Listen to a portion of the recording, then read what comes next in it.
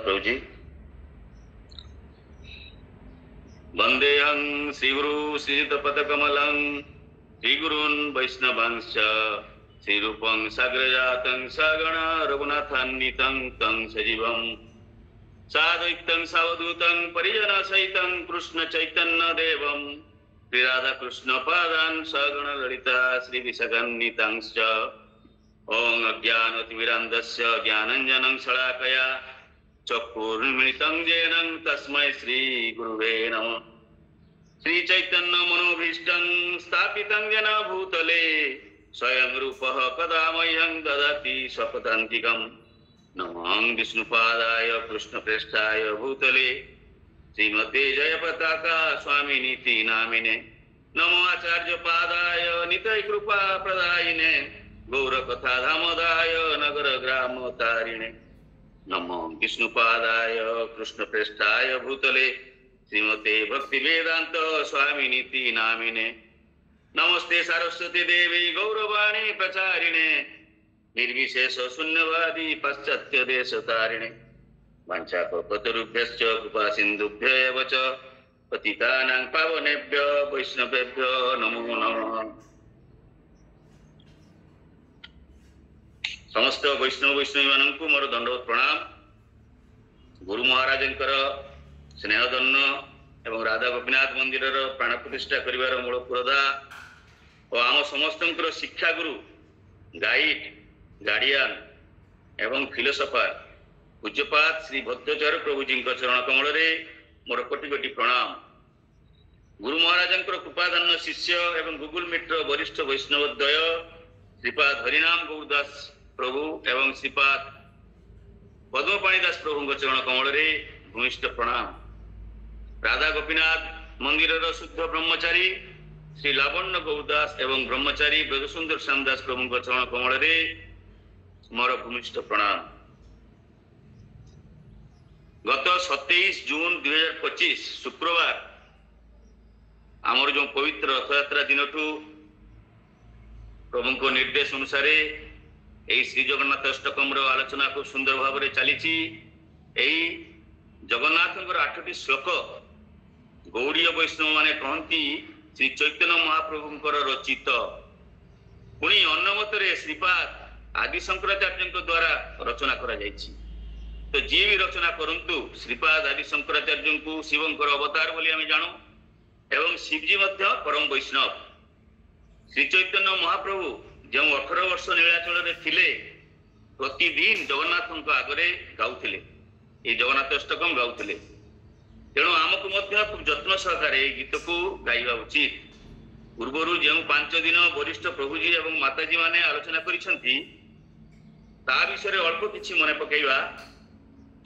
जिमितिका 1 number रे श्री चैतन्य महाप्रभु जतेबेले जगन्नाथ अष्टकम गाउथिले तांकर अष्टसात्विक भाव जागृत हेउतला एवं से तांकर हृदय को वृंदावन रे रखुथिले। 2 रे वृंदावन रो सबुठु उन्नत लीला हेउची रास लीला। 3 रे भगवान को अविस्मरण विस्मृति हेउची बड़ दुर्भग। 4 रे मार्कंड ऋषि भगवान को साक्षात करी महाप्रलय देखिबार इच्छा एवं आखि बंद करी समग्र भौतिक जगत प्रलय जल रे भासी जीवार दृश्य। गोटे बटपत्र रे बालमुकुंद रूप देखिबा। 6 रे सबु स्थान भासी गले मध्य अक्षय होई रहिबो सेई कल्पवट एवं नीलाचल धाम। 7 रे श्रीक्षेत्र रे विभिन्न नाम एवं नामर महत्व। श्रीक्षेत्र परिक्रमा मार्ग रे पंचतीर्थ रोहिणी कुंड श्वेतगंगा मार्कंड सरोवर इंद्रदुम्न सरोवर एवं महादधि भगवान सम्मुख रे स्तुति कले भगवान संतुष्ट होती।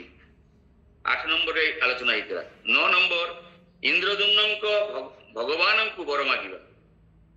10 रे काली जो आलोचना होता भक्त माधव दास एवं भक्त सालवेग कथा।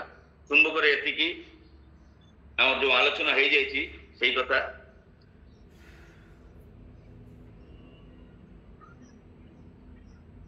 ए अधमर कथा कहबार अभ्यास नहीं। पूर्व वक्ता मान सम्मुख में शिशु तेणु समस्त अनुरोध निज परिवार सदस्य भावी आशीर्वाद करिवे एवं भूल त्रुटि थिले क्षमा करिवे। जगन्नाथ कथा कहवा पूर्व आमे जगन्नाथ प्रणाम मंत्र कहवा। बलदेव प्रणाम मंत्र ओं नमस्ते अस्तु हलग्राम भक्त भिदे भुवि नमस्ते रेवती कांत रोहिणी नंदन प्रभु सप्तर गफणाभीष्ट शीर्षाय च नमो नमः कुंदेन्दु शंख धवल चलत कुंडल मंडित कादंबरजारुण श्रीमन्नेत्र पद्मयमार्तिहन फलायुध नमस्ते अस्तु नमस्ते भक्तवत्सल। जगन्नाथ प्रणाम मंत्र ओं नमस्ते अस्तु रमाकांत करुणा वरुणालय नीलजीमुत संकाश नीलाचल पते प्रभु नीलम नीलांबरानुज श्रीमन्नील पंकजलोचन दीनबंधो कृपा सिंधो रक्ष मां भवसागरात्। सुभद्रा देवी प्रणाम मंत्र ओं पद्माकारे नमस्तुभ्यं नमस्ते परमेश्वरी सृष्टि स्थिति विनाशानां हेतुस्त्वं जगदम्बिके। सुदर्शन प्रणाम मंत्र ओं नमस्ते नित्य विलसित वैष्णव स्वनिकेतन अवार्य वीर्यं जत्रूपं विष्णुस्तत् प्रणमाम्यहम्। भगवान प्रणाम मंत्र जगन्नाथ प्रणाम मंत्र ओं नीलाचल निवासाय नित्याय परमात्मने बलभद्र सुभद्राभ्यां जगन्नाथाय ते नमः। वर्तमान में श्री श्री जगन्नाथ इंटरफेयर करछि के इंटरफेरेंस होछि जे आपण माने अनेक लोक सत्व रोग बोले कहउछथि एटा रोग ना सत्व रोग कोटा प्रभु जी कोठी एटा सप्त रघु प्रभु जी प्रणाम मंत्र प्रभु जी सप्त रघु फनाभिष्ट शीर्षाय च नमो नमः। सप्त रोग सप्त रोग रोग माने साप दंतेश पैत र गर ओकार सप्त रोगो रोग सप्त माने सप्त रोग माने सातटी रोग माने सापर फणा बस एतिकी कहबा आपण पठी। बहुत बहुत धन्यवाद प्रभु जी। वर्तमान में श्री श्री जगन्नाथाष्टकम षष्ठ श्लोक को पाठ करिबा। परम ब्रह्मा पीड़ा कुबलय दलत्फुल्ल नयनो निवासी नीलाद्रौ निहित चरण अनंत शिरसि रसानंद राधा सरस वपुरा लिंगन सुखो जगन्नाथ स्वामी नयन पथगामी भवतु मे। अनुवाद जे परमार्चनीय परम ब्रह्म जांकर नेत्र जुगल नील कमल दल भली उज्जवल जे नीलाचल अवस्थान करुछंती जे अनंत शिर पदार्पण करी रहिछंती जे प्रेमानंदमय एवं श्री राधिकांकर रसमय देहालिंगन रे सुखी सेही प्रभु जगन्नाथ देव मोर नयन पथर पथित बंतु। तो कथा एठी जो प्रथम सब शब्द परम ब्रह्म से परम ब्रह्म विषय आलोचना करिबा। परम ब्रह्म अर्थात भगवान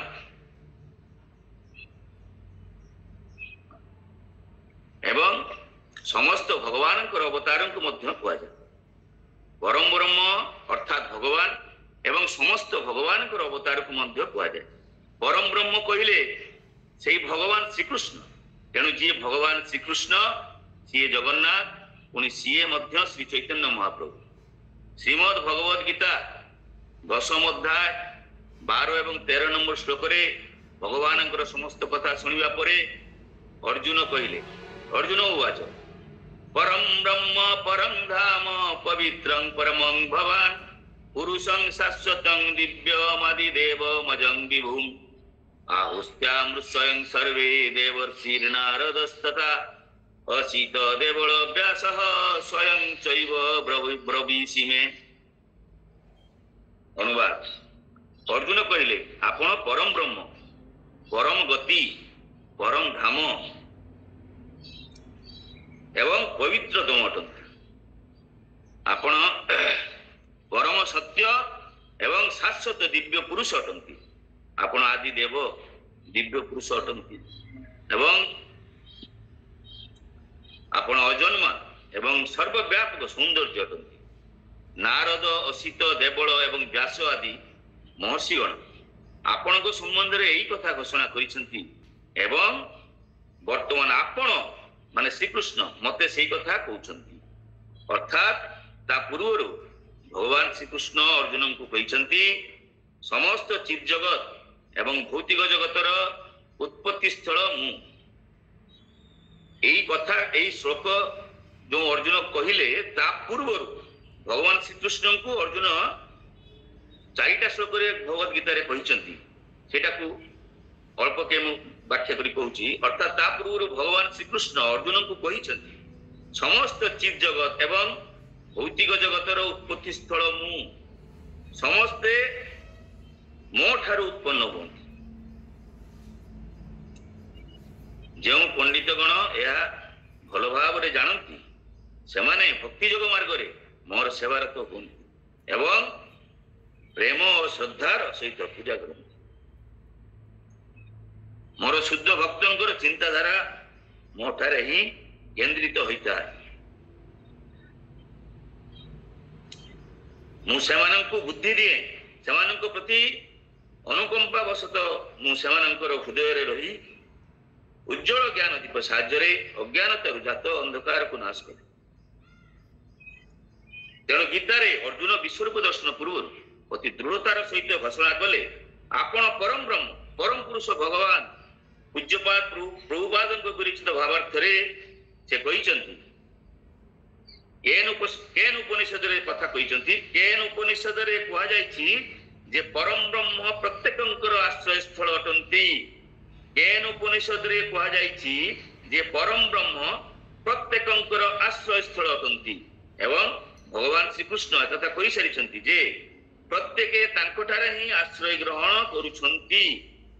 ଏଇଟା କେନ୍ ଉପନିଷଦରେ ଅଛି ବୋଲି ପ୍ରଭୁପାଦ କହିଛନ୍ତି। ପୁଣି କହିଛନ୍ତି ପ୍ରଭୁପାଦ ମୁଣ୍ଡକ ଉପନିଷଦରେ କୁହାଯାଇଛି ଯିଏ ପରମେଶ୍ୱରଙ୍କୁ ସର୍ବଦା ଚିନ୍ତା କରୁଛି ସେ ହିଁ କେବଳ ଭଗବାନଙ୍କୁ ଜାଣିପାରିବ। ଭଗବାନ ଶ୍ରୀକୃଷ୍ଣଙ୍କୁ ସର୍ବଦା ଚିନ୍ତା କରିବାକୁ ସ୍ମରଣ କୁହାଯାଏ। ଏହା ନବଦା ଭକ୍ତି ମଧ୍ୟରୁ ଏକତମ ଅଟେ।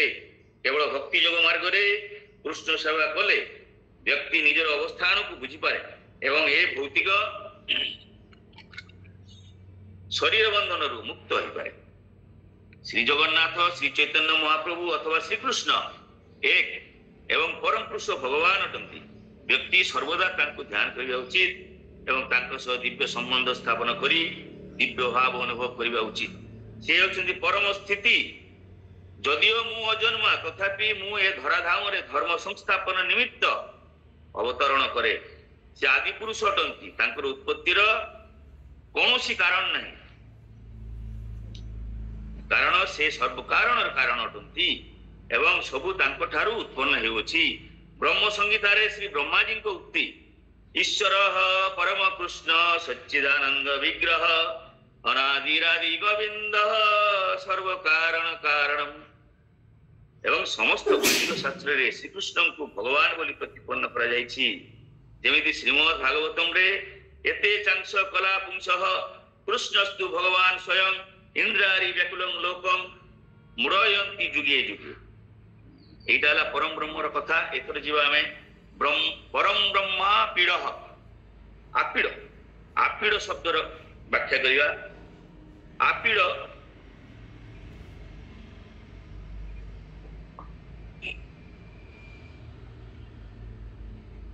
ଆପୀଡ଼ ପରମ ବ୍ରହ୍ମ ପୀଡ଼ ପରମ ବ୍ରହ୍ମ ଆପୀଡ଼ ଅର୍ଥାତ୍ ଅବତାରୀ ଭଗବାନ ଶ୍ରୀକୃଷ୍ଣ। ଏଠାରେ ପ୍ରଶ୍ନ ଆସୁଛି ଅବତାର କିଏ ଆଉ ଅବତାରୀ କିଏ? ପ୍ରଳୟ ପୟଧି ଜଳେ ଧୃତ ମାନସୀ ବେଦମ୍ ବିହିତ ବହିତ୍ର ଚରିତ୍ର ମଖେଦମ୍ କେଶବ ଧୃତ ମୀନ ଶରୀର ଜୟ ଜଗଦୀଶ ହରେ।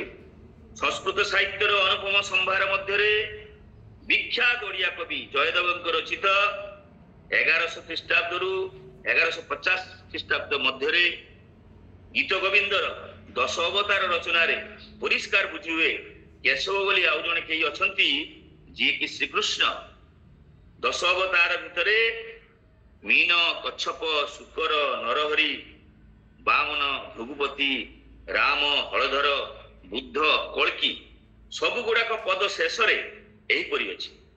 ଯେମିତିକା କେଶବ ଧୃତ କଳ୍କି ଶରୀର ଜୟ ଜଗଦୀଶ ହରେ, କେଶବ ଧୃତ ମୀନ ଶରୀର ଜୟ ଜଗଦୀଶ ହରେ, କେଶବ ଧୃତ ହଳଧର ରୂପ ଜୟ ଜଗଦୀଶ ହରେ। ଏମିତିକା ଦଶ ଅବତାରର ଯୋଉ ପଦର ଲାଷ୍ଟ ଯୋଉ ଲାଇନ ସେଥିରେ କେଶବ ବୋଲି ବ୍ୟାଖ୍ୟା କରାଯାଇଛି।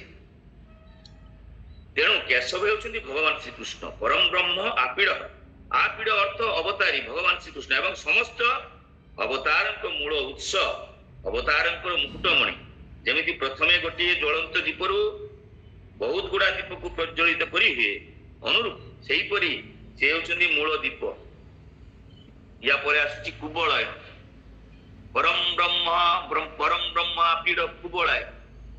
କୁବଳୟ, କୁବଳୟର ଶବ୍ଦର ଅର୍ଥ ନୀଳ କଇଁ ଅଥବା ପଦ୍ମ, ଉତ୍ଫୁଲ୍ଲିତ ପଦ୍ମ।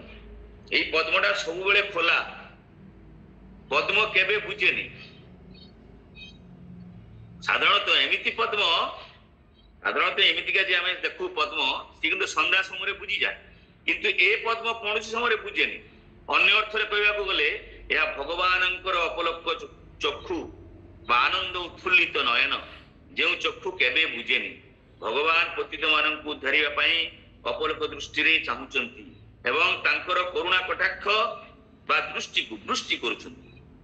ଭଗବାନଙ୍କର ଆଖିକୁ ପଦ୍ମ ପଳାଶ ନୟନ ବୋଲି କୁହାଯାଏ ଏବଂ ଜଗନ୍ନାଥଙ୍କ ଆଖିକୁ ପଦ୍ମ ପତ୍ରାକ୍ଷ ବୋଲି ମଧ୍ୟ ଶାସ୍ତ୍ରରେ ବର୍ଣ୍ଣିତ ଅଛି। ପୁଣି ଅନ୍ୟ ଅର୍ଥରେ କୁବଳୟ ଦଳଉ ଅର୍ଥାତ୍ ପଦ୍ମ ପାଖୁଡା ପରି। ୟା ପରବର୍ତ୍ତୀ କଥାକୁ ଯିବା, ଦଳତ୍ଫୁଲ୍ଲ ନୟନ। ଦଳତ୍ଫୁଲ୍ଲ ନୟନ, ଦଳଉ ଉତ୍ଫୁଲ୍ଲ ନୟନ, ଦଳଉ ଉତ୍ଫୁଲ୍ଲ ନୟନ। ଦଳଉ ଅର୍ଥ ହଉଛି ପ୍ରସ୍ଫୁଟିତ, ଖୋଲା, ଆଉ ଉତ୍ଫୁଲ୍ଲ ନୟନ ହଉଛି ଆନନ୍ଦିତ ଆଖି। ଉତ୍ଫୁଲ୍ଲ ନୟନ ଆନନ୍ଦିତ ଆଖି, ହସ ହସ ଆଖି। ତା ପରବର୍ତ୍ତୀ ଲାଇନ କୁ ଯିବା, ନିବାସୀ ନୀଳାଦ୍ରୌ ନିହିତ ଚରଣ ଅନନ୍ତ ଶିରସି। ତ ନିବାସୀ ନୀଳଦ୍ରୌ ଅର୍ଥାତ୍ ନୀଳାଚଳରେ ବସବାସ କରନ୍ତି, ନିତ୍ୟ ନିବାସ ଯୋଉଠି ସେ ନୀଳାଦ୍ର ନିବାସ। ନୀଳାଦ୍ର ଅର୍ଥ ମର୍ତ୍ତ ବୈକୁଣ୍ଠ ଏବଂ ନୀଳାଦ୍ରି ମହୋଦୟ। ନିହିତ ବହିରେ ରଖିଛନ୍ତି ବା ସ୍ଥାପନ କରିଛନ୍ତି। ତ ଏଇଥର ଆମେ ନୀଳାଦ୍ର ବିଷୟରେ ଆଲୋଚନା କରିବା, ଯଦିଓ ବହୁତ ଲମ୍ବା ଏଟା, ମୁଁ ଛୁଟିଆ କରି କହିବି। ନୀଳାଦ୍ରି କ୍ଷେତ୍ର ବିଷୟରେ କହିଲେ କମପକ୍ଷେ 2ଟି କ୍ଲାସ ହବ। ସଂକ୍ଷେପରେ କହିଲେ ସୁତ ଗୋସ୍ୱାମୀ ସନକାଦି ଋଷି ମାନଙ୍କୁ କହୁଛନ୍ତି ସର୍ବଶ୍ରେଷ୍ଠ ତୀର୍ଥକ୍ଷେତ୍ର ହେଉଛି ଏଇ ନୀଳଭୂଧର ଅଥବା ନୀଳ ପର୍ବତ। ଧ୍ୟାନ ଦେଇ ଶୁଣିବେ ସମସ୍ତେ, ସର୍ବଶ୍ରେଷ୍ଠ ତୀର୍ଥକ୍ଷେତ୍ର ହେଉଛି ଏଇ ନୀଳଭୂଧର ଅଥବା ନୀଳ ପର୍ବତ।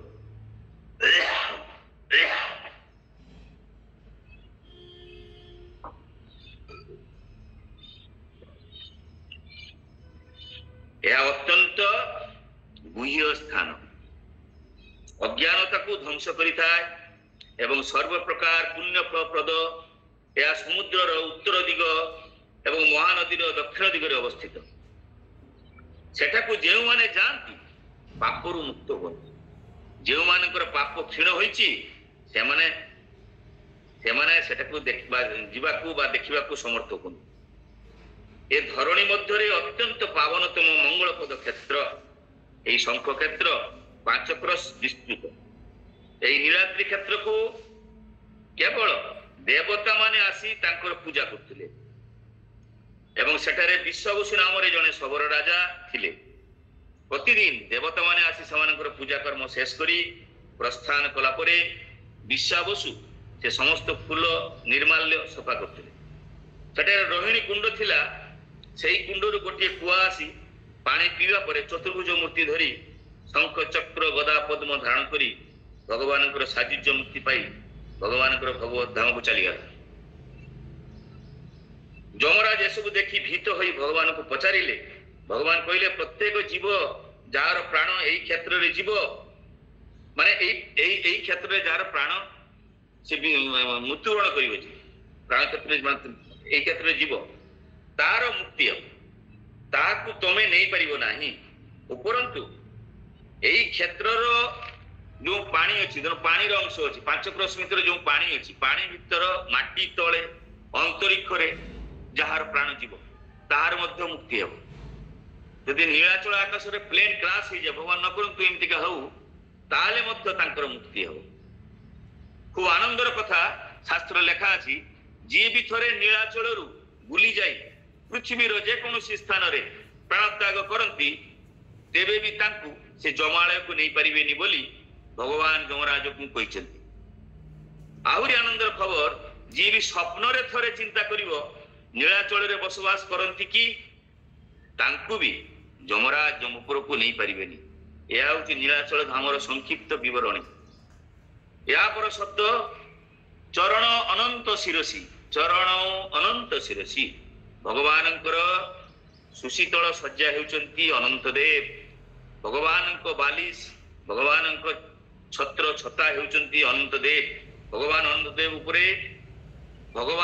देव उपरे मुंड रखी सोईचंती जोठी लक्ष्मी देवी पाद सेवन करुचंती जो लक्ष्मी को पाया पई केते केते प्रचेष्टा करि थाउ से मां महालक्ष्मी अविरत भगवान को सेवा रे प्रतिनियत रही थांती प्रहलाद को स्तुति रे जोटा नवदा भक्तिर आउ एक अंग पाद सेवन वृंदावन रो गोपी माने कृष्ण विरह रे कातर होई यमुना तीर रे बसी सेमानक मन रे कृष्ण लीला जागृत हेबारु सेमाने परम मंगलप्रद और दुखद कृष्ण विरह संताप उपशमकारी कृष्णंक गीत गुड़ी को गाइबा को लगे सेमाने गाइले प्रणत देहिना पपकर्षणं तृणतरानुगं श्रीनिकेतनं फणिफणार्पितं ते पदाम्बुजं ऋणुकुचेषु न कृन्धि दृच्छयम् तुम पाद पद्मद्वय शरणागत समस्त प्राणींकर पाप विनाश करे तुम माने भगवान कर कृष्ण कर जगन्नाथ पाद पद्मद्वय शरणागत समस्त प्राणींकर पाप विनाश करे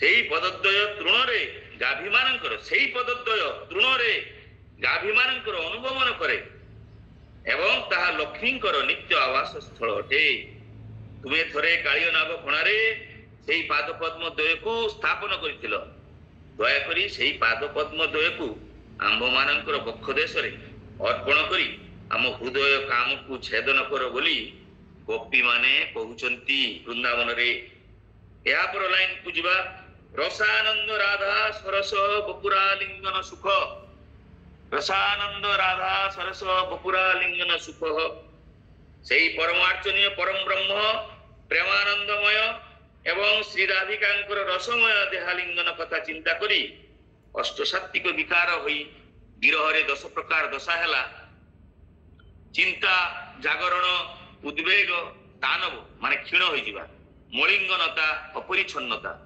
प्रलाप व्याधि उन्माद मोह एवं मृत्यु प्राय जो 10टा मु कहली सेटा होची भगवानकर अष्टसात्विक जो विकार अष्टसात्विक विकार होई विरह रे 10 प्रकार दशा हैला भगवान को चिंता हैला जागरण जागी रहिले चाहि रहिले सब बळे उद्वेग हैला मन रे उद्वेग हैला सब बळे से सब कथा चिंता करी तानव माने निजे क्षीण हे गेले क्षीण होई जिबा मलिंगनता माने अपरिच्छन्न माने मैला हे गेले मैला निज माने परिष्कार परिच्छन्न कले ने देह प्रलाप कले व्याधि रूपक जिनिस ताको देह को आसिला उन्माद भले हे गेले भगवान मोहग्रस्त हे गेले जिंता सेट की छडा कुछ जाई दुनिया रे किछ नाही एमिति गाई गेले मोहग्रस्त एवं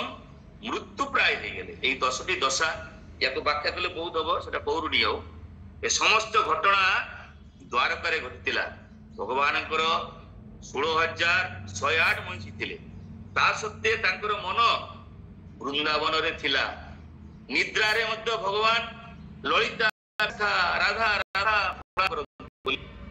रुक्मणी एवं सत्यभामा रोहिणी माता को कहले पुणी पड़ुची ए समस्त घटना द्वारका घटी भगवान जो अष्टसात्विक विकार भगवान 16,108 महिषी थिले ता सत्वे तांकर मन वृंदावन रे थिला निद्रा रे मध्य भगवान ललिता विशाखा राधा राधा प्रला करती बोली रुक्मणी एवं सत्यभामा रोहिणी माता को कहले समुदाय 11 वर्ष 6 मास से वृंदावन रे थिले एई अल्प समय रे कौन एमिति घटिला जा आमे अर्थात रुक्मणी और सत्यभामा एते सेवा करूछु तेबे भी से सही कथा भूली पारुना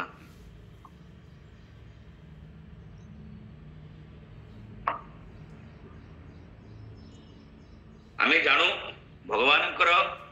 भगवान एठी थिले जो द्वापर युग रे 125 वर्ष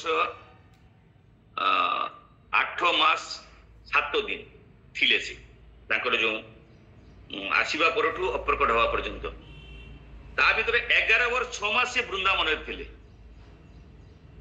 कुरुक्षेत्र युद्ध होइतिला तांकर जते बेले 89 इयर्स ओल्ड थिले जते बेले से 89 वर्ष बयस थिले सेते बेले कुरुक्षेत्र युद्ध होइतिला एवं 28 माने 11 वर्ष 6 मास रहिले वृंदावन रे एवं 28 वर्ष 4 मास पर्यंत से मथुरा रे तांकर जो 28 वर्ष 4 मास बयस सेतबेले पर्यंत से मथुरा रहिले तापर से चली गले द्वारका रे से 16,108 रानी कर अलग अलग रूम करी सेठी तांकर माने तांकर महल हैला विश्वकर्मा तयारी कले एवं सेठी से बाकी 96 वर्ष बीतेइतिले तो एठी कहबारे एटा कहबार अर्थ होची से समुदाय से तो बहुत दिन सेठी बीतेइचंती द्वारका रे बीतौचंती एवं सेटा कोनसी गोटे समय रे हेची एई अष्टसात्विक विकारटा तो एमाने हमर रुक्मणी मां आ सत्यभामा मां रोहिणी माता को कहउचंती जे समुदाय से 11 वर्ष 6 मास से वृंदावन रे थिले एई अल्प समय रे कोन एमिति घटिला जा आमे अर्थात रुक्मणी और सत्यभामा एते सेवा करूछु तेबे भी से सही कथा भूली पारु ना तापरे रोहिणी मां को अनुरोध करी देवशैली विश्वकर्मा को कृत द्वारका राजप्रासादर गोटे बड़ हॉल घर रे कबाट झरका बंद रखी कृष्ण बलराम को कथा सुनिया पाई 16,108 रानी बसिले मूल फाटक रे भौणी सुभद्रा को जगैले जेमिति कृष्ण बलराम प्रवेश न करि पारन अंतर्जामी प्रभु बड़ भाई को नहीं सेटारे पहुंचले सुभद्रा भाई मानन को कहिले तम मानकर वृंदावन रे बीतिथिवा पिला दिनर कथा आलोचना हेउची आ मु द्वार रे जगुची तम मानन को भीतर को न चलिया पई माने सब कथा से कहि देले ताकू जे पई छिड़ा करा हैतिला सी किंतु आ भाई निछ न कहि की सब कथा कहि देले एवं से माने अबाक होई गेले दुई जगा बलिया भाई संगरे भौणी सुभद्रा मध्य रे रही हतबाक होई कबाट पाखरे छिड़ा होई सुनिबा को आरंभ कले आश्चर्य चकित होई कथा सुनु सुनु हस्तपद सबु कच्छप भलिया संकुचित हेबा को लागिला सेमानकर जो वृंदावन रो लीला कथा बहुत दिन परे सुनि रोहिणी मां पाखरु सुनि कहउचंती 16,108 रानी तांकर जो महिषी द्वारकर से सुनिबा को आग्रह बोली सुनुचंती कबाट पाखर रहउचंती के बा पटर रहउचंती जगन्नाथ डाण पटर रहउचंती बलभद्र मध्य रे रहउचंती सुभद्रा एवं तटस्थ ही सुनुचंती तांकर कथा सुनु सुनु हस्तपद सब कच्छप भलिया संकुचित हेबा को लागिला से माने रोहिणी मान को कथा सुनी चुंबक भलिया लागि होई जाउथिले कबाट पाख चुंबक भलिया लागि जाउथिले सेमानकर कान पसी गला आखि पता उभे गला परि लागुथला चक्षु सब गोल गोल होई बड़ देखा जाउथला नारद सेही समय सेपटे जाउथिले तीन जनकर एपरि रूप देखि आश्चर्य हेले एवं एही रूप माध्यम रे जीव जगत को उद्धार करिवार ओळी नहीं भगवान कहले ओळी युग रे दारु ब्रह्म रूप रे भगवान आसीबे नारद को एक कथा कहले बा कथा देले भगवान जगन्नाथ रूप रे जगत आविर्भाव होइछंती चारि जनक प्रार्थना रे जो जगन्नाथ को आमे देखुचु आमे श्रीक्षेत्र रे तो सेही भगवान जगन्नाथ को आसीबार मूल कारण होचंती चारि जन प्रार्थना फल भगवान आम दारु ब्रह्म रूप नहीं कि जगन्नाथ बलभद्र सुभद्रा सुदर्शन रूप नहीं आम कलिजुग श्रीक्षेत्र में विराजमान हेले कहार प्रार्थना रे प्रथम प्रार्थना नारद जो मूर्ति देखी अनुरोध कले आसते ब्रह्मा को अनुरोध हुआ प्रार्थना रे तृतीय रे पार्वती प्रार्थना रे अनुरोध रे ता विषय कहानी अच्छी ब्रह्मा विषय कहानी अच्छी पुणी इंद्रदुम्न महाराज प्रार्थना पाई भगवान दारु ब्रह्म रूप आविर्भाव होइछथि। तो दुखित यही आविर्भाव प्रसंग समय अल्पता दृष्टि स्थगित रखा पड़ुची। परवर्ती कथा मु कहूची द्वारकार रोहिणी माता पाखरु बाल्य काल कथा शुणु शुणु भगवान मोहित हो जाई राधा रानी कथा मन पड़ा। भगवान सब चिंताग्रस्त हो दुख रे रोउथले। मंत्री उद्धव द्वारकार आर्टिफिशियल नंद भवन तैयारी करथिले जो पुतला भलिया माने रेप्लिका भलिया माने नंद जशोदा मधुमंगल सुबल श्रीदाम आपण संक्षिप्त करंतु नहीं संक्षिप्त कहले अनेक जिनस बाकी रही जबा आपण जेमति कहया गले समति कहंतु म आपन टाइम देबे। ठीक अछि प्रभु मैं एकटा कंटिन्यू करी लास्ट कर दिया तापर सेटा लास्ट रे कहि प्रभु। एवं नंद जशोदा मधुमंगल सुबल श्रीदाम गोपीमानंकर एवं गोमातांकर मूर्तिर रिप्लिका तैयारी कले। किए तैयारी कले ना मंत्री उद्धव जो द्वारकार जो मंत्री जो राजा कृष्ण एवं तांकर जो मंत्री उद्धव द्वारकार थिले तांकर ई अष्टसात्विक भाव को कटेया पई आर्टिफिशियल नंद भवन तैयारी कले। आर्टिफिशियल मूर्ति तैयारी कले नंद जशोदा मधुमंगल सुबल श्रीदाम गोपी मानकर गोमाता मानकर सेथिरे भी भगवान खुशी हेलेनी बा नजर देलेनी।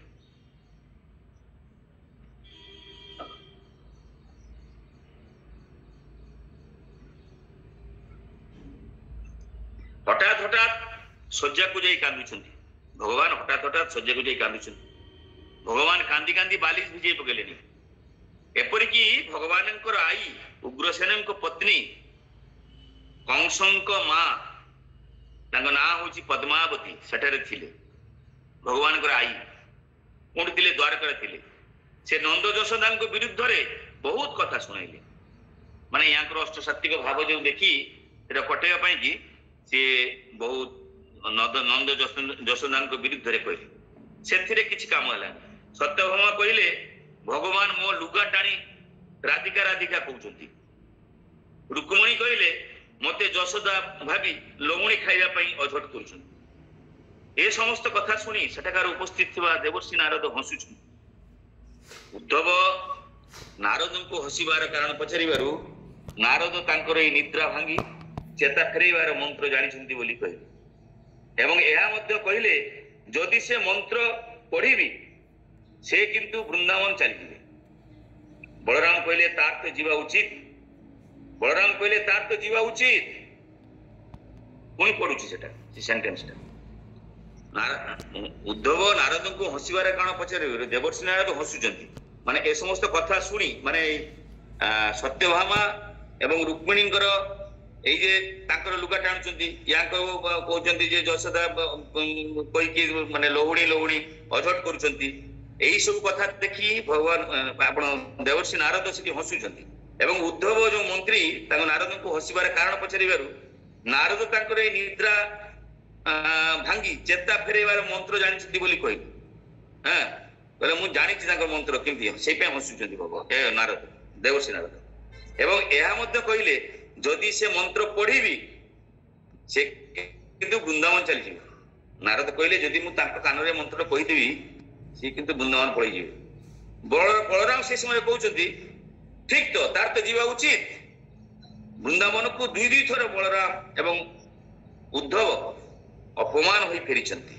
सुभद्रा आगबर होई स्त्री मानकर समस्या बुझी पारिबे कही रथ बाहर कले। यथारीति सुरक्षा दृष्टि सुदर्शन को सुभद्रा रथ रे ରଖି ବଳରାମ ମଧ୍ୟ ବାହାରିଲେ। ଦେଖିଲେ ମା ସୁଭଦ୍ରା ଯାଉଛନ୍ତି, ସୁଦର୍ଶନଙ୍କୁ ସେଠି ରଖିଦେଲେ, ତେବେ ବି ତାଙ୍କର ସୁରକ୍ଷା ଦୃଷ୍ଟିରୁ ବଳରାମ ବି ବାହାରିଲେ ପୁଣି ରଥ ବାହାର କରି। ଏମିତିକା ସମୟରେ ସୁଭଦ୍ରା ଆଗମନ ରଥରେ ରଖି ବଳରାମ ମଧ୍ୟ ବାହାରିଲେ। ଏମିତିକା ସମୟରେ ନାରଦ ବୀଣା ବଜେଇ ବୃନ୍ଦାବନ କଥା କହିବାରୁ ଭଗବାନ ବେଣୁପ୍ରିୟ ବଂଶୀକୁ ଖୋଜିଲେ। ଏମିତିକା ସମୟରେ ନାରଦ ବୀଣା ବଜେଇ କୋଉଠି ବୀଣା ବଜେଇଲେ?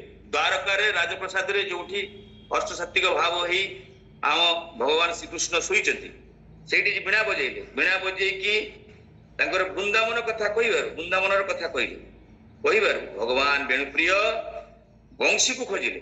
ତାଙ୍କର ବଂଶୀ କୋଉଠି ଖୋଜିଲେ?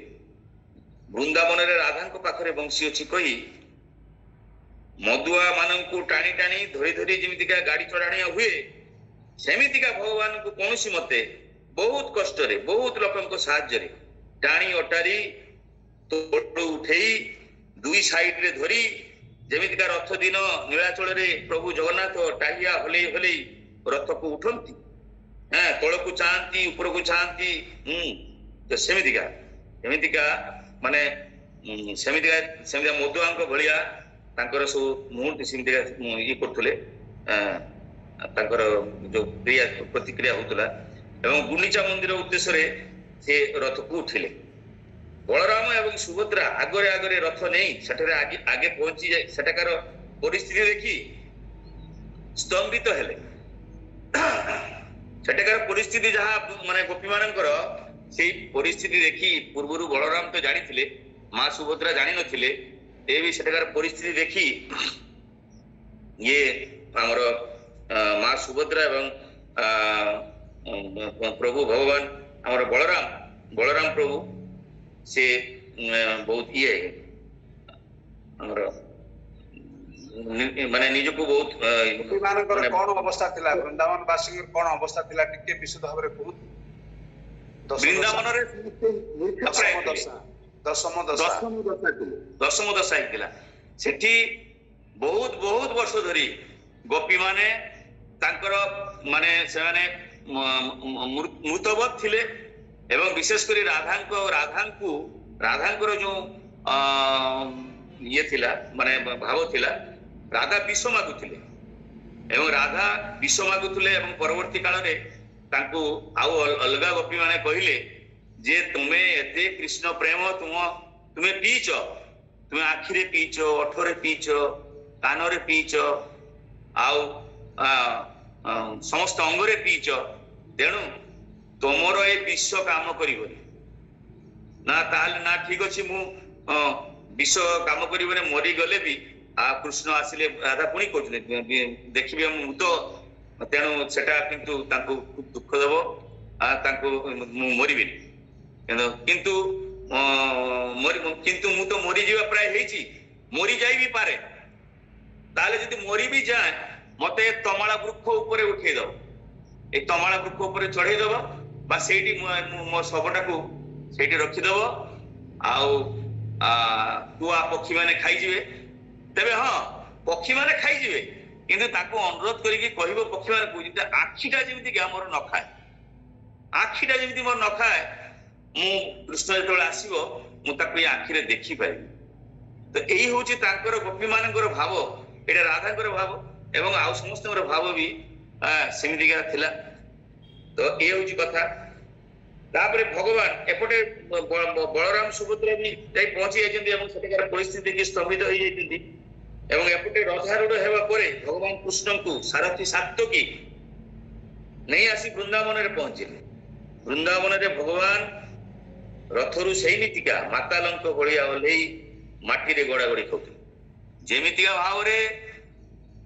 ଭାବରେ ରଥରେ ଯେମିତିକା ଆମେ ଦେଖୁଛୁ, ଆଜି ରଥ ଧରନ୍ତୁ ଯେ ଗଲା ରଥ ଦିନ 27 ତାରିଖ ଦିନ ଦେଖିଲୁ ଟାହିଆ ହଲେଇ କେତେ ଲୋକ ତାଙ୍କୁ ଭଗବାନଙ୍କୁ ଚଢଉଥିଲେ ରଥରେ। ତ ଆମେ ଦେଖୁଥିଲୁ କି ବାଁ ପଟେ, ଡାହାଣ ପଟେ, ତଳ ପଟେ ଏସବୁ ଦେଖିବାର ଅର୍ଥ ତାଙ୍କ ସବୁ ଜୀବ ମାନଙ୍କୁ ଉଦ୍ଧାର କରିବା। ତେବେ ବି ଆମର ଯୋଉ ଏଠିକାର ଯୋଉ ବିଷୟ ଯୋଉ ମାତାଲର ହବାର କାରଣ, ତ ସେଟା ଅଲଗା ଗୋପୀଙ୍କର ଭାବକୁ ବା ବୃନ୍ଦାବନ ଭାବକୁ ମନେ ପକେଇ ସେ ଇଏ କରୁଛନ୍ତି। तो सेई रथ को जेमिति भाବରେ चढ़ीथिले तो सेई भली भाବରେ जेतेबेले से पहुंची गले गुंडीचा मंदिर बा वृंदावन तो वृंदावन रे उल्हेवा समय रे बिली सेई मातालंक भाव भलिया से उल्हे की माटी रे गड़ागड़ी खाउथिले माटी रे गड़ागड़ी खाइले एवं भगवानंक अंग कांति भगवानंक अंग गंध मृत संजीवनी भली काम कला भगवान सेठी पहुंची गले भगवानंक देहर गुटे सुंदर बास अछि तो सेई बासना से अंग गंध भगवान रास्ता रे गुडुछंती राधा रानी ये वीर अवस्था रु बाहरी देखुछंती जे भगवान गुडुछंती हां तो सेते बेले राधा रानी भगवानंक कानरे सेते बेले राधा रानी भगवानंक कानरे राधे राधे राधे राधे बोलिबारु भगवानंकर समस्त मोह काटी गला भगवानंक कानरे सेते बेले राधा रानी राधे राधे राधे राधे बोलिबारु भगवानंकर समस्त मोह काटी गला एठारे आमे जेउ श्री जगन्नाथ को देखुछु रथारूढ़ होई श्री मंदिर रु श्री गुंडीचा मंदिर आसुचंती अर्थात द्वारका रु वृंदावन आसुचंती एई जगन्नाथ होचंती राधा रानी मिलित तनु जा भी हो आउरी 10 प्रकार दशार जो विस्तार बोले लंबा हबो जा भी छाड़ंतु वर्तमान जो पद अछि जगन्नाथ स्वामी नयन पथगामी भवतु मे या विषय आलोचना करिवा सर्वशेष लाइन जगन्नाथ स्वामी नयन पथगामी भवतु मे हे भगवान हे जगन्नाथ हे स्वामी आपण जेमति मोर नयन पथरे रहिबे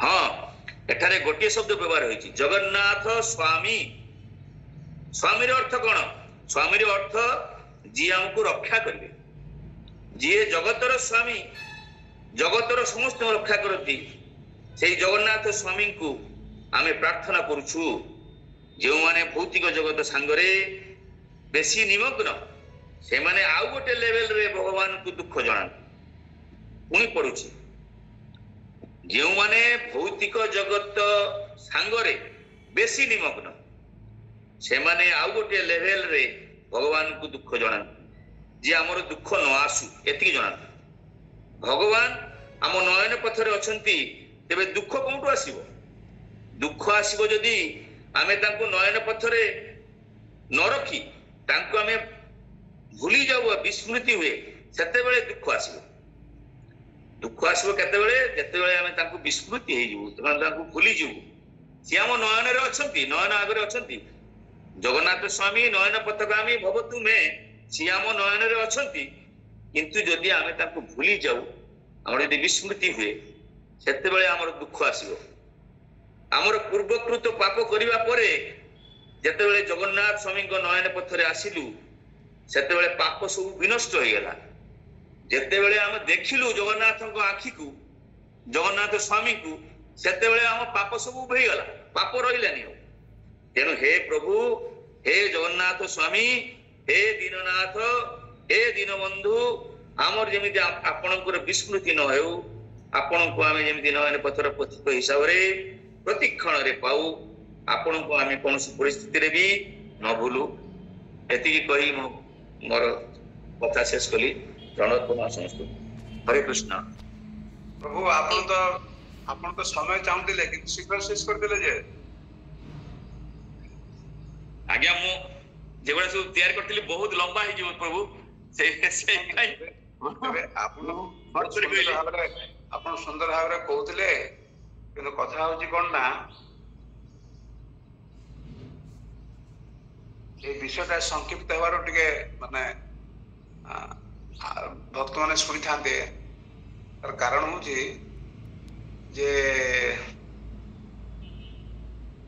द्वारकार भगवान अष्टसात्विक विकार होची एवं से भगवान रात भी बिली बिले माने एकदम मूर्छित हो पड़ुछन्ति निद्रा भंग हो नै जते चेष्टा कले भी एवं तापर नारद मुनि कहले ए यांको जदी माने यांको माने वृंदावन रो जो विरह दशा यांको लागि छि एनु ये मूर्छाई जायछन्ति बुझिबा लागे तो ये यदि उठा एबे यदि उठे दिया हुए ताले से वृंदावन चली जीवे तो बलराम को हाँ जीवा उचित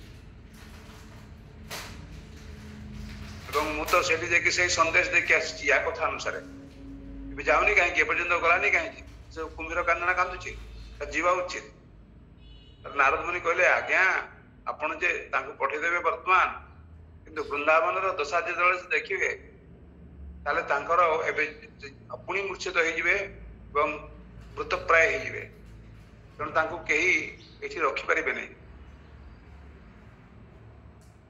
ता कोन करा जिवो तापर समस्त चिंता कले जे ना ना ना काहाकू जणको पठेबाकू पड़िबो एवं गोपी माननकू पितामाता को अन्यान्य मान को समस्त को सांत्वना देवे जे एवं सठिक से माने खबर पहुंचे जे भगवान शीघ्र वृंदावन आसवे बोले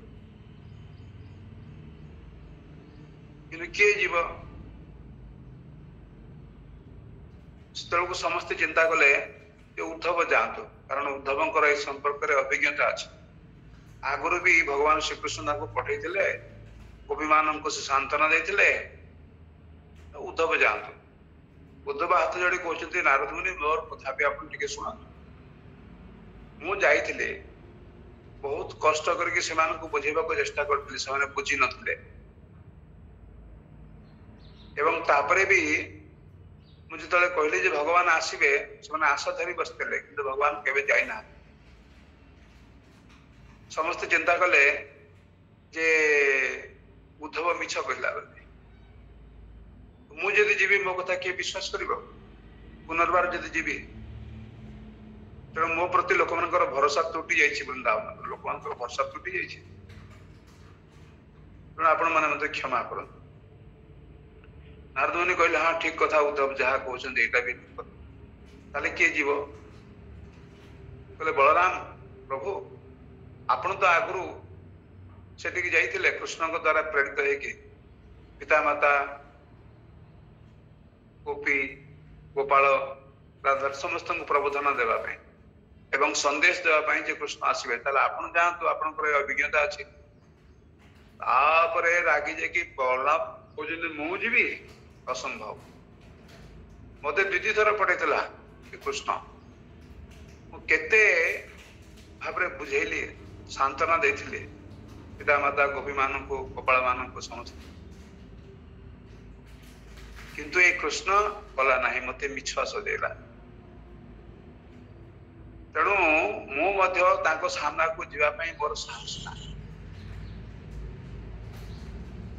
बलराम जीवाई मना कर ये सब कथा गुड़ाक सुभद्रा भी शुणुते सुभद्रा कहले ठीक अच्छे तुम दी जन जाक गले भी किसी काम हम ना तुम जीवा दरकार ना मुझी कारण मो स्त्री लोक जो स्त्री लोक मैंने अच्छा निश्चित भाव में मत विश्वास करेंगे मु सीधा जाकि माँ यशोदा कोल बाबा नंद महाराज कोल बसीजी मोर पिंधि पणत कानी आखिर लुह पोछि पकेबी कह बापा माँ तुम चिंता करनी कृष्ण यथा शीघ्र आस अविलंब आस गोपी मान को कहि गोपाल मान को कहि समस्त को कहि समस्ते मो कथा विश्वास करेंगे तेणु मोर वृंदावन जीवार व्यवस्था कर तो सुझाव मुझे नाछोड़ बंधा गोपी मान को वृंदावन वासी मान को सांत्वना प्रदान करेंगे जहाँफल से सुस्थ हो उठती एवं तापर जदि कृष्ण से जाती जगन्नाथ दुर्दशा कृष्ण को देखा पड़ा कृष्ण पुनर्बार से मूर्छित हबार किसी प्रश्न उठ किंतु सेमाने जो दशारे वर्तमान अच्छी से दशा देखले कृष्ण धैर्य धरी रही पारे से दशा कौन जोटा कि प्रभु वर्णना करते जमी कृष्णकर दश दशा ठीक से भाव वृंदावन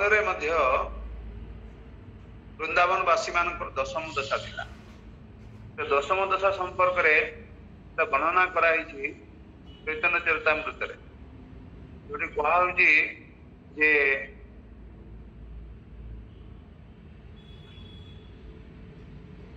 गोटे सेकेंड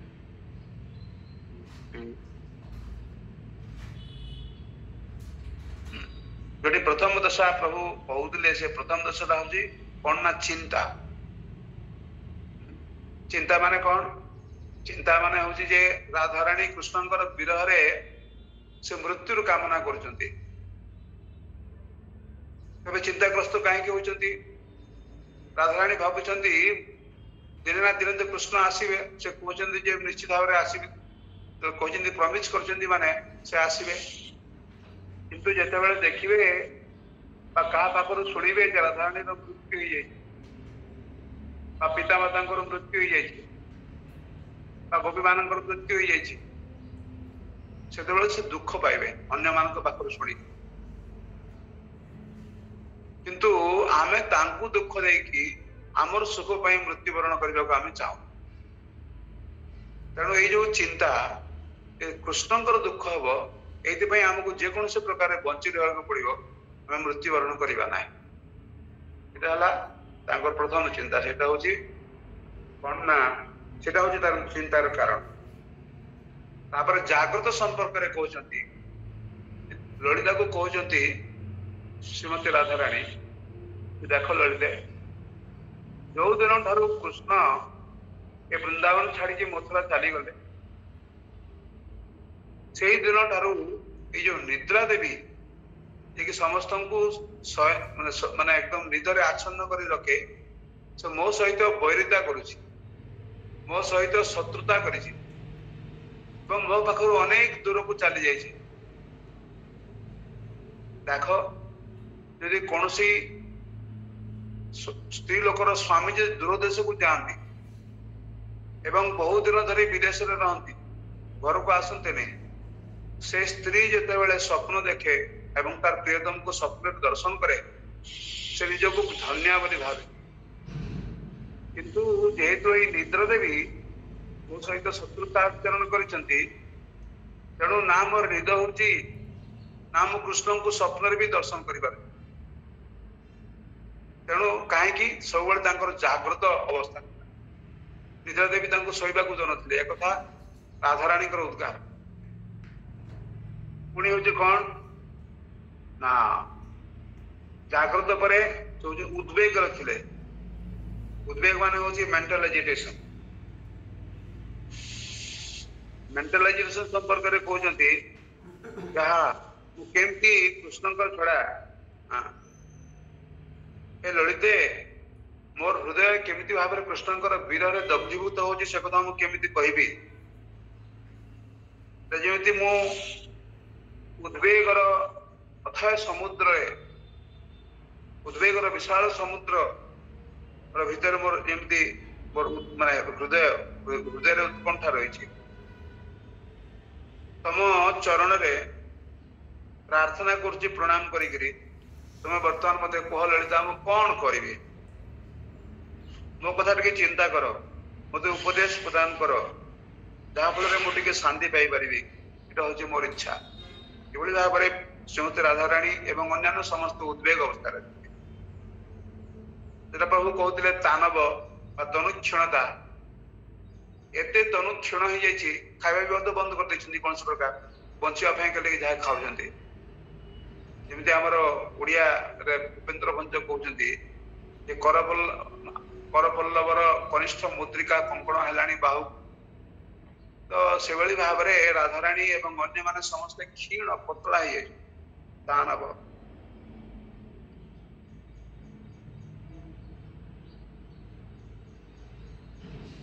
उद्धव रिपोर्टिंग कर कृष्ण पाखे जे एम दशा देखी होनी प्रभु एम देह सब क्षीण हो गला मलिनांगता मलिनांगता माने शरीर एकदम मलिन पड़ जाए कला पड़ जाए कृष्णकर विरह केमिति भाव जमी पद्म शिशिर प्रभाव काकर प्रभाव जमी मलिन पड़ जाए माने एकदम कला पड़ जाए एवं कुमुद बा कई फूल जमी सूर्यंकर प्रखर तापरे से कला पड़ जाए ठीक तद्रुप भगवान श्रीकृष्ण रूपी सूर्यंकर विरह तापरे श्रीमती राधाराणी एवं अन्यान्य गोप गोपी पितामाता समस्त कला पड़ जाए। राधाराणी और तप्त कांचन गौरांगी नहांती बर्तमान कृष्णांगी हो गले समस्त अवस्था वैवर्ण एकदम शरीर कला ही पड़ा पुणी कहुची प्रलाप सब प्रलाप कर क्व नंद कुल चंद्रमा क्व शिखी चंद्र कलाकृति क्व मंद्र मुरली रव क्वनु सुरेन्द्र नीलद्युति क्व रास रास तंडवी क्व सखी जीव रक्षौषधीर निधीर मम सुहृत्तम क्व तब हंत हा दिग विधि। हाय कपाल हाय विधाता वो कृष्ण कुआड़े गले वो नंदकुल चंद्रमा कुआड़े गले जे शरीर जे शिक्षपुच्छ धारण करते से कुआड़े गले एवं जे मुरली रव करते से कुआड़े गले एवं जे नीलमणि कुआड़े गले जे रसतांडवी समस्त कथा मन पकुचंती एवं प्रलाप करुचंती से मोर से जो मोर जो जीवन रो जो प्राण मोर प्राण रो औषधि से कुआड़े गले विधाता कुआड़े गले बड़ी भाव प्रलाप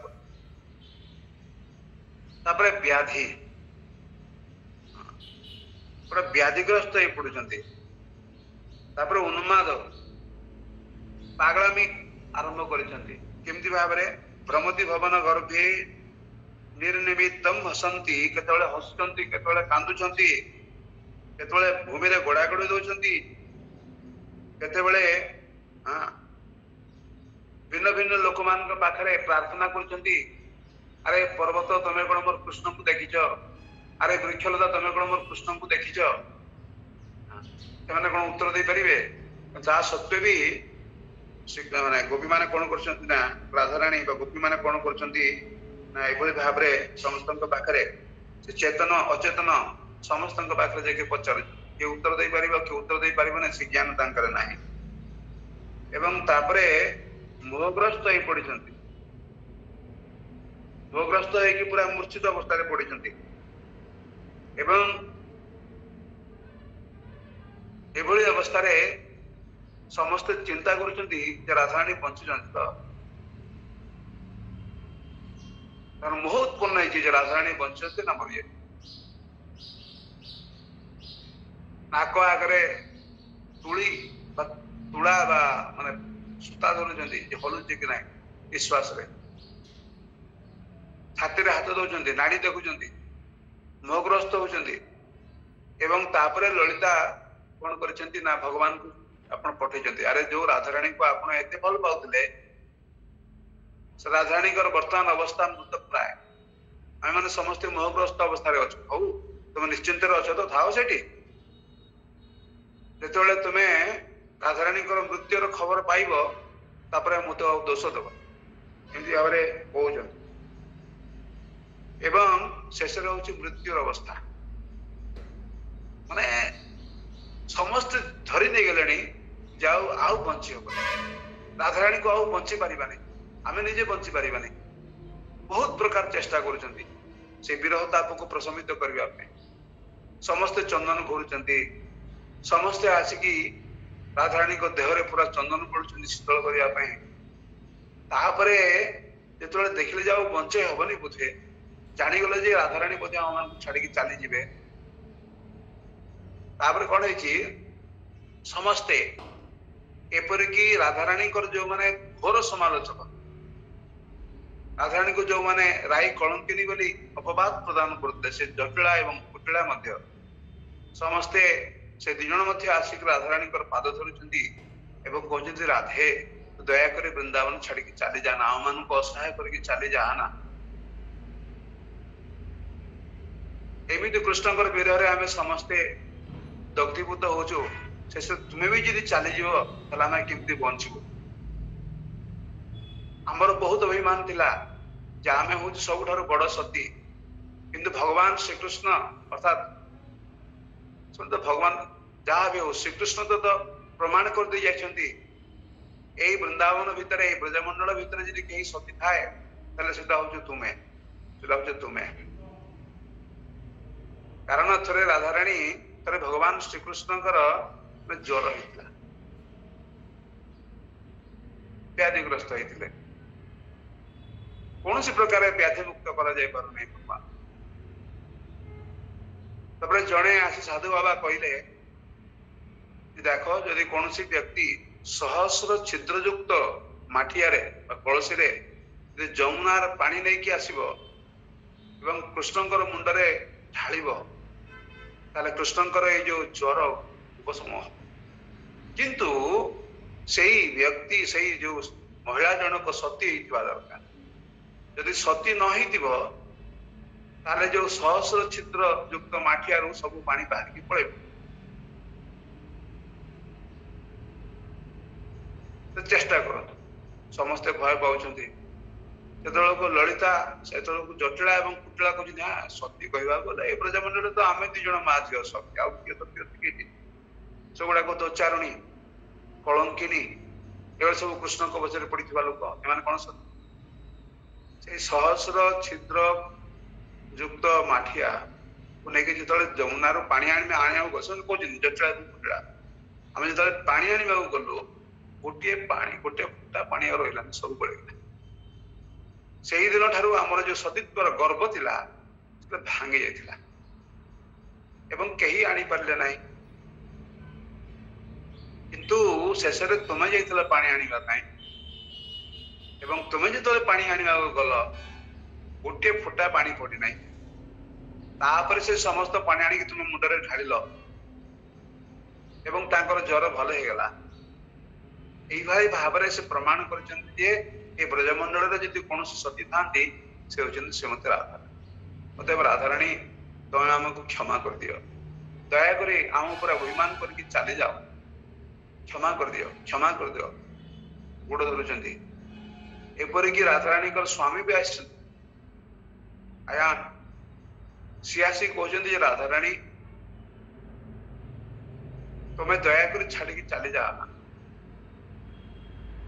ଭଗବାନ ଶ୍ରୀକୃଷ୍ଣଙ୍କର ଇଚ୍ଛା ଥିଲା এই ଭୂମ ବୃନ୍ଦାବନରେ ଯେ ସେ ପରୋକ୍ଷା ରସର ଆସ୍ୱାଦନ କରିବେ। ସେଇଥିପାଇଁ ବିଧାତାଙ୍କର ବିଧାନ ଅନୁସାରେ ତୁମ ସହିତ ମୋର ବିବାହ ହେଇଛି। କିନ୍ତୁ ମୁଁ କେବେ ବି ମୁଁ ତୁମକୁ ସ୍ତ୍ରୀ ଉପରେ ଦେଖିଲି।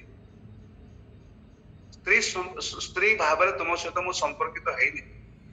ସବୁବେଳେ ମୁଁ ନିଜର କୁଳଦେବୀ ଭାବରେ ମୁଁ ତୁମକୁ ଦେଖି ଆସିଛି। କେବଳ ମାତ୍ର ବାହାରକୁ ଦେଖିବା ପାଇଁ ଆମେ ସ୍ୱାମୀ ସ୍ତ୍ରୀ ଥିଲୁ, କାରଣ କୃଷ୍ଣ ପରୋକ୍ଷା ରସର ଆସ୍ୱାଦନ କରିବା ପାଇଁ ଚାହୁଁଥିଲେ। ରାଧାରାଣୀ, ମୋର ଦୋଷ କ୍ଷମା କର, ଦୟାକରି ତମେ ଛାଡିକି ଚାଲିଯା। ଏଭଳି ଅବସ୍ଥାରେ ଏ 10 ପ୍ରକାର ଦଶାରେ ସମସ୍ତ ଉପବାସୀ ମାନେ, ବିଶେଷ କରି ଶ୍ରୀମତୀ ରାଧାରାଣୀ, ନନ୍ଦ ବାବା, ଯଶୋଦା, ସୁଖୀ, ଏମାନେ ସମସ୍ତେ କୃଷ୍ଣଙ୍କର ବିରହରେ ସମସ୍ତେ ମୃତପ୍ରାୟ ଅବସ୍ଥାରେ ଥିଲେ। ତ ଏଇ ରୋଗରୁ ମୁକ୍ତ କରିବା ପାଇଁ ପ୍ରଥମେ ଯେତେବେଳେ ସୁଭଦ୍ରା ଦେବୀ ବାହାରିଲେ, ସେତେବେଳକୁ ବଳରାମ ଚିନ୍ତା କରୁଛନ୍ତି, ହାୟରେ କଣ କରିବି, ଏ ତ ପାଗଳିନୀ, ଏ ତ ପାଗଳି ଜୀବ କହୁଛି, ୟାକୁ ମୁଁ ଏକା ଛାଡିବି କେମିତି? ସୁଭଦ୍ରା ଲାଳନ ବ୍ୟଗ୍ର, ସୁଭଦ୍ରାଙ୍କୁ ଲାଳନ ପାଳନ କରିବା ପାଇଁ 2 ଭାଇ ପାଗଳ ହୁଅନ୍ତି, କେମିତି ଭଉଣୀର ଯତ୍ନ ନେବା, ଏବଂ ଜଗତକୁ ଦେଖେଇଛନ୍ତି ଯେ ଭଉଣୀ ମାନଙ୍କର କେମିତି ଯତ୍ନ ନେବାକୁ ହୁଏ। ସେଥିପାଇଁ ତାଙ୍କୁ 2 ଭାଇ ତାଙ୍କୁ ମଝିରେ କୌଣସି ପ୍ରକାର ଆଞ୍ଚ ଯେମିତି ନ ଆସି ପଡେ। ସେତେବେଳେ ଭଗବାନ ବଳରାମ କହୁଛନ୍ତି ଯେ ଠିକ ଅଛି, ଯେତେବେଳେ ଭଉଣୀ ଜୀବ ହିଁ କହୁଛି, ମୁଁ ତାକୁ ଏକା ଛାଡି ପାରିବିନି। ମୁଁ କଣ କରିବି ନା, ମୋ ରଥ ବି ତମେ ତିଆରି କର, ମୋ ସାମ୍ନାରେ ଯିବି, ଯେତେ ସବୁ ଅସୁବିଧା ରହିଛି ସେଗୁଡାକ ମୁଁ ଦୂର କରିବି ଏବଂ ମୋ ଭଉଣୀର ବୃନ୍ଦାବନ ଯିବାର ଯୋଉ ରାସ୍ତାକୁ ପ୍ରଶସ୍ତ କରିବି। ଅସୁର ମାନଙ୍କୁ ପୁରା ଏକଦମ ଗଦାରେ ଏବଂ ମୁଷଳରେ ପିଟି ମାରିଦେବି, କେହି ବଞ୍ଚି ରହିବେନି। ତାର ମୋ ଭଉଣୀ ନିର୍ବିଘ୍ନରେ ଯାଇକି ପହଞ୍ଚିବ। ତେଣୁ ଆଗେ ବଳରାମଙ୍କର ରଥ ବାହାରିଲା। ଆମର ପୁରୀରେ ବି ସେଇଆ, ସେଇ ଲୀଳାର ପୁନରାବୃତ୍ତି ହଉଛି, ସେଇ ନିତ୍ୟ ଲୀଳା ଚାଲିଛି ପୁରୀରେ ଏବେ ବି। ତାପରେ ଭଉଣୀଙ୍କ ରଥରେ ଯେତେବେଳେ ରଥ ବାହାରିଲା, ସେଠି ସୁଦର୍ଶନଙ୍କୁ ରଖି ଦିଆଗଲା, ଡବଲ ପ୍ରୋଟେକ୍ସନ। ସାମ୍ନା ପଟେ ବଳରାମ ରକ୍ଷା କରୁଛନ୍ତି ଏବଂ ସୁଭଦ୍ରାଙ୍କର ରଥରେ ରହି ସୁଦର୍ଶନ ସୁଭଦ୍ରାଙ୍କୁ ରକ୍ଷା କରୁଛନ୍ତି। ଏଭଳି ଭାବରେ 2 ଜଣ ଯାକ ଗଲେ ବୃନ୍ଦାବନରେ ଯାଇକି ଏମାନେ ଯେ ରୋଗ କଣ ସରାଇବେ, ବ୍ୟାଧି କଣ ମୁକ୍ତ କରିବେ, କଣ ଟ୍ରିଟମେଣ୍ଟ କରିବେ। ଏଇ ଯୋଉ ଅବସ୍ଥା ଦେଖିଲେ ବୃନ୍ଦାବନ ବାସୀ ମାନଙ୍କର ନିଧୁବନ ପାଖରେ ଯାଇକି ଦେଖିଲେ ଯେତେବେଳେ ସେ ଦୁଇ ଜଣ ଯାକ ମୂର୍ଚ୍ଛିତ ହେଲେ ଏବଂ ମୂର୍ଚ୍ଛା ହେଇକି ଯାଇକି ରଥ ଉପରୁ ଖସି ପଡିଲେ ଏବଂ ବୃନ୍ଦାବନର ଧୂଳିରେ କଡାଗୁଡି ଖାଇକି ଧୂସରିତ ଅବସ୍ଥାରେ ମୂର୍ଚ୍ଛିତ ଅବସ୍ଥାରେ ସେଠି ଯେମିତି କାଠର ଗଣ୍ଡି ଯେମିତି ପଡିଥାଏ ଠିକ ସେଭଳି ଅବସ୍ଥା ସେ ପ୍ରାପ୍ତ। ପରେ ପରେ ନାରଦ ମୁନି ଯେତେବେଳେ ବୀଣା ବଜେଇଲେ, ବୃନ୍ଦାବନ ଲୀଳା କୀର୍ତ୍ତନ କଲେ କୃଷ୍ଣଙ୍କର କାନ ପାଖରେ କୋଉଠି ଦ୍ୱାରକାରେ, ତାପରେ ଏ କୃଷ୍ଣଙ୍କର ଗୀତ ବୃନ୍ଦାବନର ଗୀତ ଶୁଣିକିରି ବୃନ୍ଦାବନ ଲୀଳା ଶ୍ରବଣ କରିକିରି ନାରଦ ମୁନିଙ୍କର ମୁଖରୁ ଭଗବାନ ଶ୍ରୀକୃଷ୍ଣ ଚେତନା ଫେରି ପାଇଲେ। ଯେମିତି ଚେତନା ଫେରି ପାଇଛନ୍ତି ସେ ତ ଭାବୁଛନ୍ତି ଯେ ମୁଁ ବୃନ୍ଦାବନରେ ଅଛି। ଉଦ୍ଧବଙ୍କୁ ପଚାରୁଛନ୍ତି, ନାରଦଙ୍କୁ ପଚାରୁଛନ୍ତି, ଆଚ୍ଛା ତୁମେ କେବେ ବୃନ୍ଦାବନ ଆସିଲ, କେମିତି ଜାଣିଲ ମୁଁ ବୃନ୍ଦାବନରେ ଅଛି? ଉଦ୍ଧବ କହୁଛନ୍ତି କାହିଁ ପ୍ରଭୁ? ତାପରେ ସେ କହୁଛନ୍ତି ମୋ ବଂଶୀ କାହିଁ? ସମସ୍ତେ କହୁଛନ୍ତି ଆପଣ ତ ମଥୁରା ଛାଡିବା ବୃନ୍ଦାବନ ଛାଡିବା ପୂର୍ବରୁ ଆପଣଙ୍କର ବଂଶୀ ଆପଣ ତ ମା ଯଶୋଦାଙ୍କ ପାଖରେ ଆପଣ ଦେଇକି ଆସିଛନ୍ତି, ସାବଧାନ ବି କରିଦେଇଛନ୍ତି ଯେ ରାଧା ଚୋରଣୀ ଅଛି, ମୋ ବଂଶୀ ଯେମିତି ନ ଚୁରା। ଏ ପ୍ରଭୁ ଆପଣ କଣ ବର୍ତ୍ତମାନ ବୃନ୍ଦାବନରେ ଅଛନ୍ତି? ଆପଣ ପୁରା ଦ୍ୱାରକାରେ ଅଛନ୍ତି।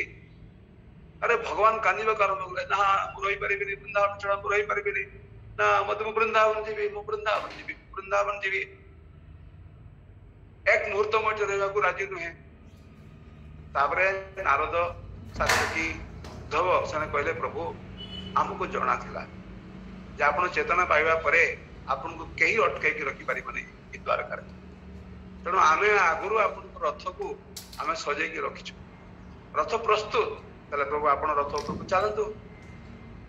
କିନ୍ତୁ ଭଗବାନ ନିଜ ବଳରେ, ଭଗବାନ ନିଜର ନିୟନ୍ତ୍ରଣରେ ରଥ ଉପରକୁ ଉଠିବା ଶକ୍ତି ତାଙ୍କର ନଥିଲା, ଅର୍ଥାତ୍ ନିଜ ଉପରେ ସମ୍ପୂର୍ଣ୍ଣ ଭାରସାମ୍ୟ ହରାଇ ବୃନ୍ଦାବନର ବିରହରେ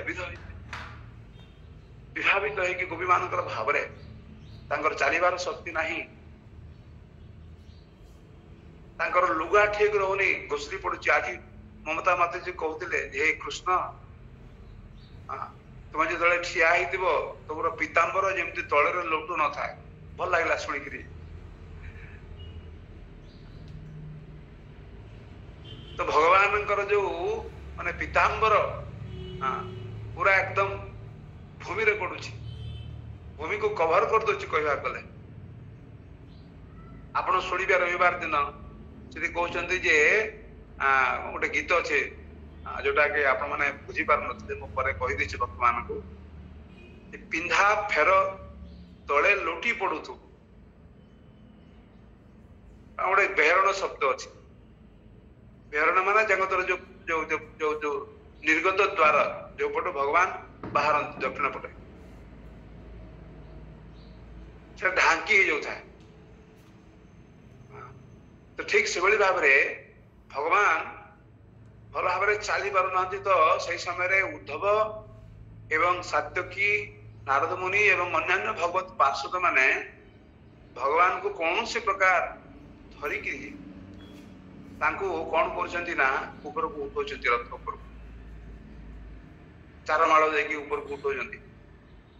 ତାପରେ ବି ଭଗବାନଙ୍କୁ କେହି ସ୍ଥିର ରଖି ପାରୁନାହାନ୍ତି। କେତେବେଳେ ଭଗବାନ ମୁହଁ ମାରିକି ପଡିଯିବା ଅବସ୍ଥାରେ, ତ କେତେବେଳେ କେମିତି ପୁରା ପଛପଟେ ପଡି ଯାଉଛନ୍ତି ବା ପଡିଯିବାର ମାନେ ତାଙ୍କର ଯୋଉ ଶରୀରର କୌଣସି ସ୍ଥିରତା ନାହିଁ। କେତେବେଳେ ବାଁ ପଟେ ତ କେତେବେଳେ ଡାହାଣ ପଟେ, କେତେବେଳେ ଈଶାନ କୋଣକୁ, ନାନା ଯୋଉ ଆଡକୁ ଭଗବାନ ଚାହୁଁନ୍ତି।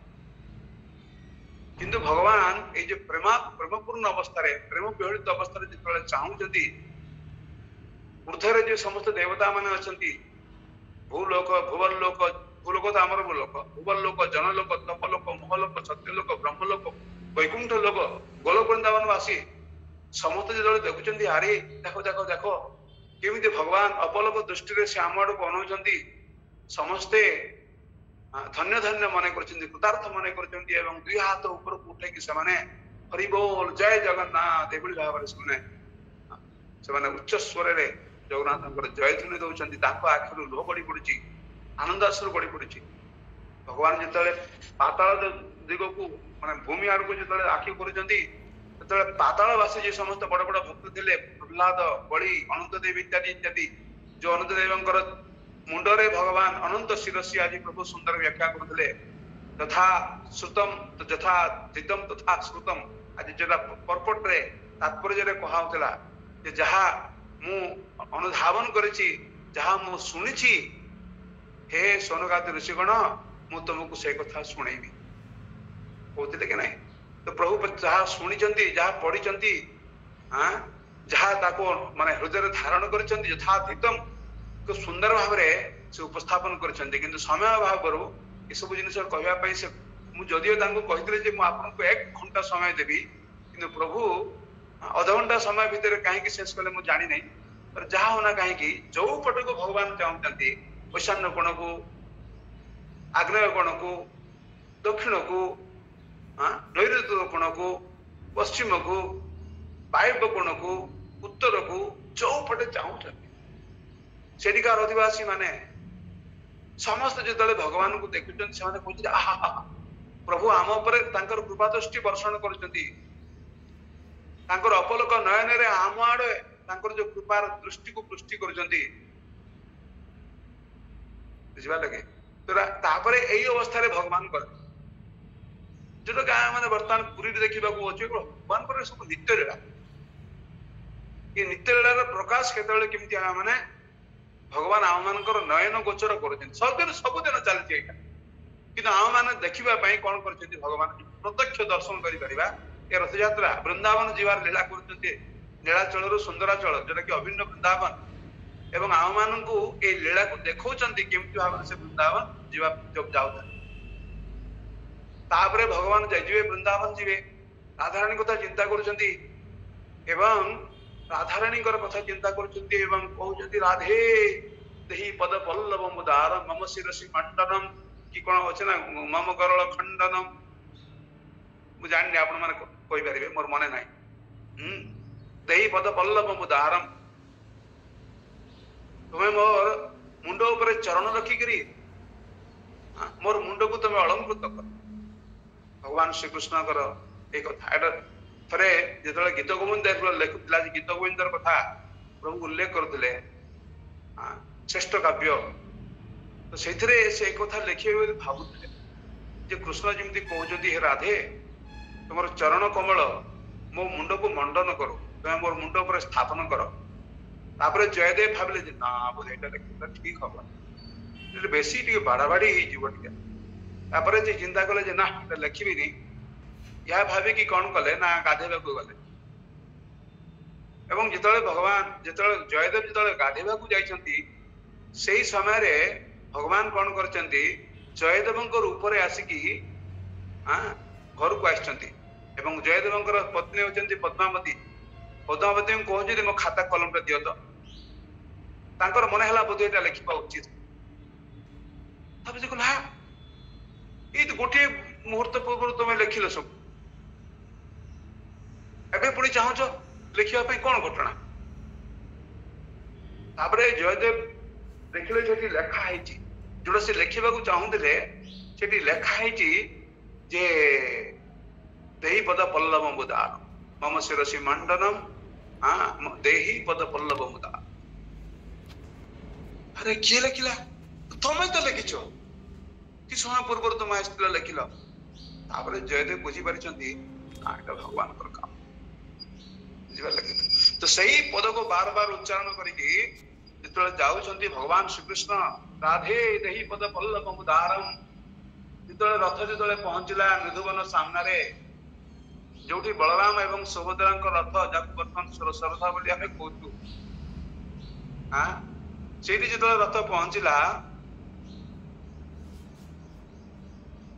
भगवान जगन्नाथ जो देखिले गोपी मान अवस्था वृंदावन वासी अवस्था से निज रखी पारे अरे हाय हाय हाय मोर विरह मोर प्राण प्रिय भक्त माने एभली अवस्था भोग कर दुख रे म्रियमाण है कि भगवान श्रीकृष्ण कौन कले मूर्छित हो पड़े एवं से भी रथ तलू गली पड़े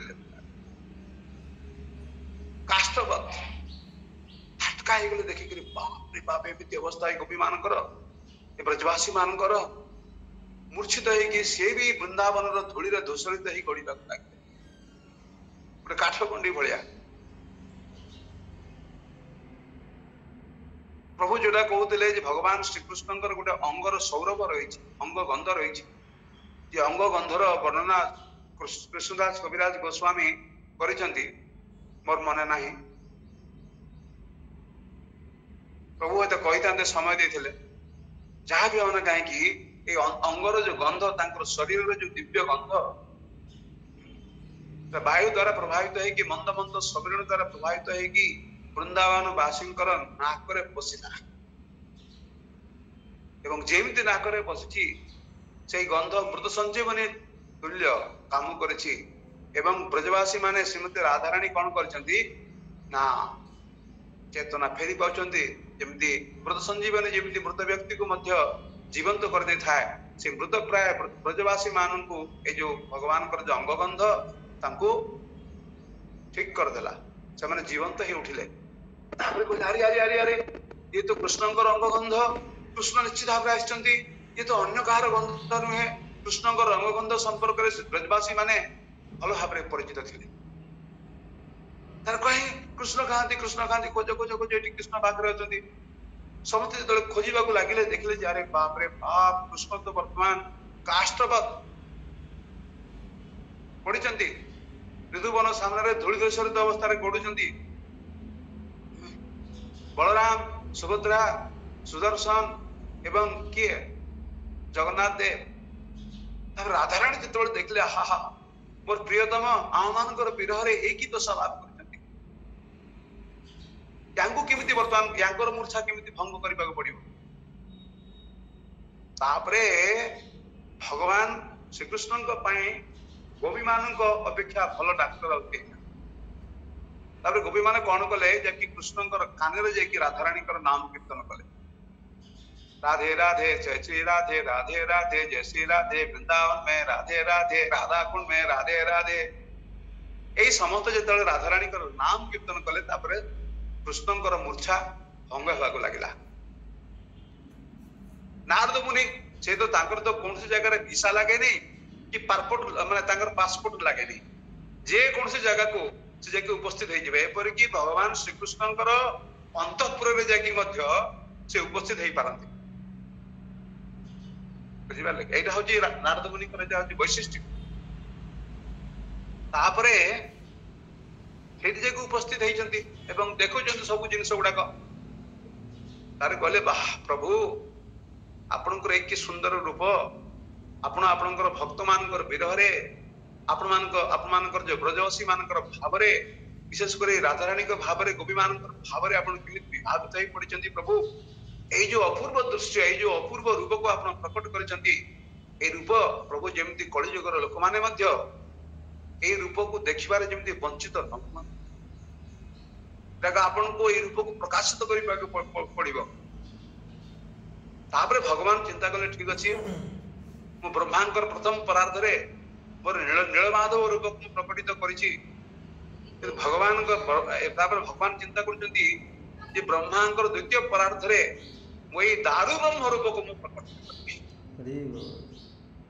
ଗୋଟେ କଥା ହଉଛି ଦାରୁ ବୋଲି ଏଇଥିପାଇଁ କୁହାଯାଉଛି ଯେ କାଷ୍ଠବତ୍, କାଠ ଭଳିଆ, କିନ୍ତୁ କାଠ ନୁହେଁ। ସେଇଟା ଅର୍ଥ ଅଛି, ଦାରୁ ଶବ୍ଦ ମାନେ କାଠ। ଏଠି ଦାରୁ ଶବ୍ଦକୁ ଗ୍ରହଣ କରାଯାଏ ଏଇଥିପାଇଁ କାରଣ ଭଗବାନ କାଷ୍ଠବତ୍ ବା ତାଙ୍କର ବିଗ୍ରହ କାଠରେ ତିଆରି ହେଇଛି ଏବଂ ଗୋଟେ ସାଧାରଣ କାଠ ନୁହେଁ। ସ୍ୱୟଂ ଭଗବାନ ଏ କାଷ୍ଠ ଉପରେ ପଡିଛନ୍ତି। ଆଉ ଗୋଟେ ଦାରୁ ଶବ୍ଦର ଅର୍ଥ ହଉଛି ତାରୟତି ଇତି ଦାରୁ, ତାରୟତି ଇତି ଦାରୁ, ଯେମିତି ବିଦାରଣ କରନ୍ତି, ହିରଣ୍ୟକଶିପୁର ବକ୍ଷକୁ ବିଦାରଣ କରନ୍ତି, ବିଦୀର୍ଣ୍ଣ କରନ୍ତି, ଛିନ୍ନ ଭିନ୍ନ କରିଦିଅନ୍ତି। ଏ ଭଗବାନ ଜଗନ୍ନାଥ ଦେବ କଣ କରନ୍ତି, ଦର୍ଶନ ଦେବା ମାତ୍ରେ, କୃପା ଦୃଷ୍ଟି ବୃଷ୍ଟି କରିବା ମାଧ୍ୟମରେ, ପ୍ରସାଦ ଦେଇକି ନାନାଦି ଉପାୟରେ କଣ କରୁଛନ୍ତି, ଯେ ଭଗବାନ ଜଗନ୍ନାଥଙ୍କର ସଂସ୍ପର୍ଶରେ ଆସୁଛି ନାନାଦି ପ୍ରକାରରେ, ସେ ରଥଯାତ୍ରାରେ ହଉ, ଦର୍ଶନ କରିବା ପାଇଁ ହଉ, ପ୍ରସାଦ ଖାଇବା ଦ୍ଵାରା ହଉ, ପ୍ରସାଦ ସେବନ କରିବା ଦ୍ଵାରା ହଉ, বা কীর্ତ୍ତন କରିବା ଦ୍ୱାରା ହଉ, ନାମ ଜପ କରିବା ଦ୍ୱାରା ହଉ, ବା ଭଗବତ କଥା ଶ୍ରବଣ କରିବା ଦ୍ୱାରା ହଉ, ଏଇ ସବୁ ଦ୍ୱାରା ଯେତେବେଳେ ଭଗବାନଙ୍କ ସଂସ୍ପର୍ଶରେ ଆସୁଛନ୍ତି, ଭଗବାନଙ୍କ ସଂସ୍ପର୍ଶରେ ଯେତେବେଳେ ଲୋକମାନେ ଆସୁଛନ୍ତି, ଭଗବାନ କଣ କରୁଛନ୍ତି, ସେ ସମସ୍ତଙ୍କର ଦୁଃଖକୁ ବିଦୀର୍ଣ୍ଣ କରୁଛନ୍ତି। ସମସ୍ତଙ୍କର ଯୋଉ ଦୁଃଖ ତାର ଇତି ଦାରୁ ତାରୟାନ ସର୍ବ ଦୁଃଖାଣି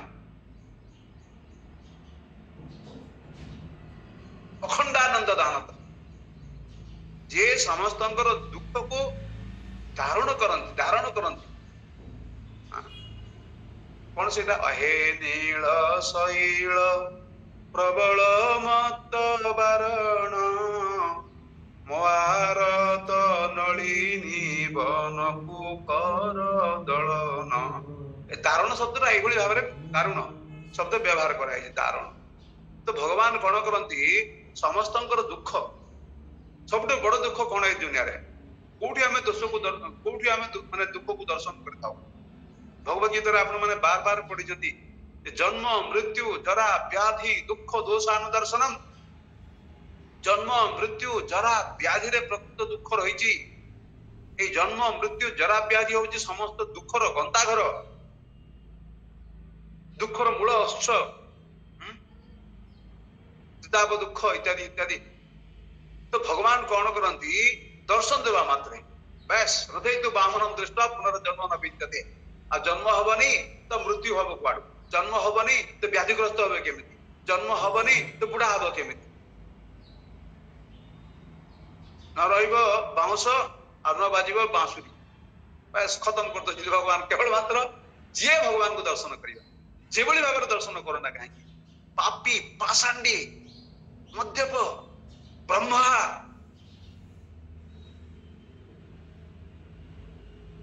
ଗୋହତ୍ୟାକାରୀ, ଗୁରୁତଳପକ, ଯେତେ ପ୍ରକାର ପାପ କରୁଥିବ ନା କାହିଁକି, ଭଗବାନଙ୍କୁ ଦର୍ଶନ କରିବା ଫଳରେ, ଭଗବାନଙ୍କୁ ଦେଖିବା ଫଳରେ ସେ ବ୍ୟକ୍ତି ତାର ଖତମ ପାପ, ତାର ସର୍ବ ଦୁଃଖାନି। ଆରେ ଦୁଃଖ ସେମିତି ଗୋଟେ ଅପରେସନ, ମାନେ ଛିନ୍ନ ଭିନ୍ନ କରିଦେବା। କଷ୍ଟ ହଉଥିବ ତ? ନାଇଁ ନାଇଁ, ଭଗବାନ ଗୋଟେ ଆନାସ୍ଥେସିଆ ଦିଅନ୍ତି। ଏବେ 2 ଦିନ ପୂର୍ବରୁ ମୋ ପାଟିରେ ମାନେ ପୁରା ଏକଦମ ପେଟ ପର୍ଯ୍ୟନ୍ତ ନଳି ପୋଷା ହେଇଥିଲା, ବହୁତ କଷ୍ଟ ହଉଥାଏ ଆନାସ୍ଥେସିଆ ଦେବା ପରେ ବି।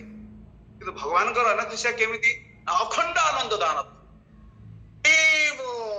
ଅଖଣ୍ଡ ଆନନ୍ଦ, ଏତେ ଆନନ୍ଦ ପ୍ରଦାନ କରନ୍ତି ଯେ ଯେତେ ଯାହା ହଉନା କାହିଁକି, ଯେତେ ବଡ ଅପରେସନ ହଉନା କାହିଁକି, ଯେତେ ବଡ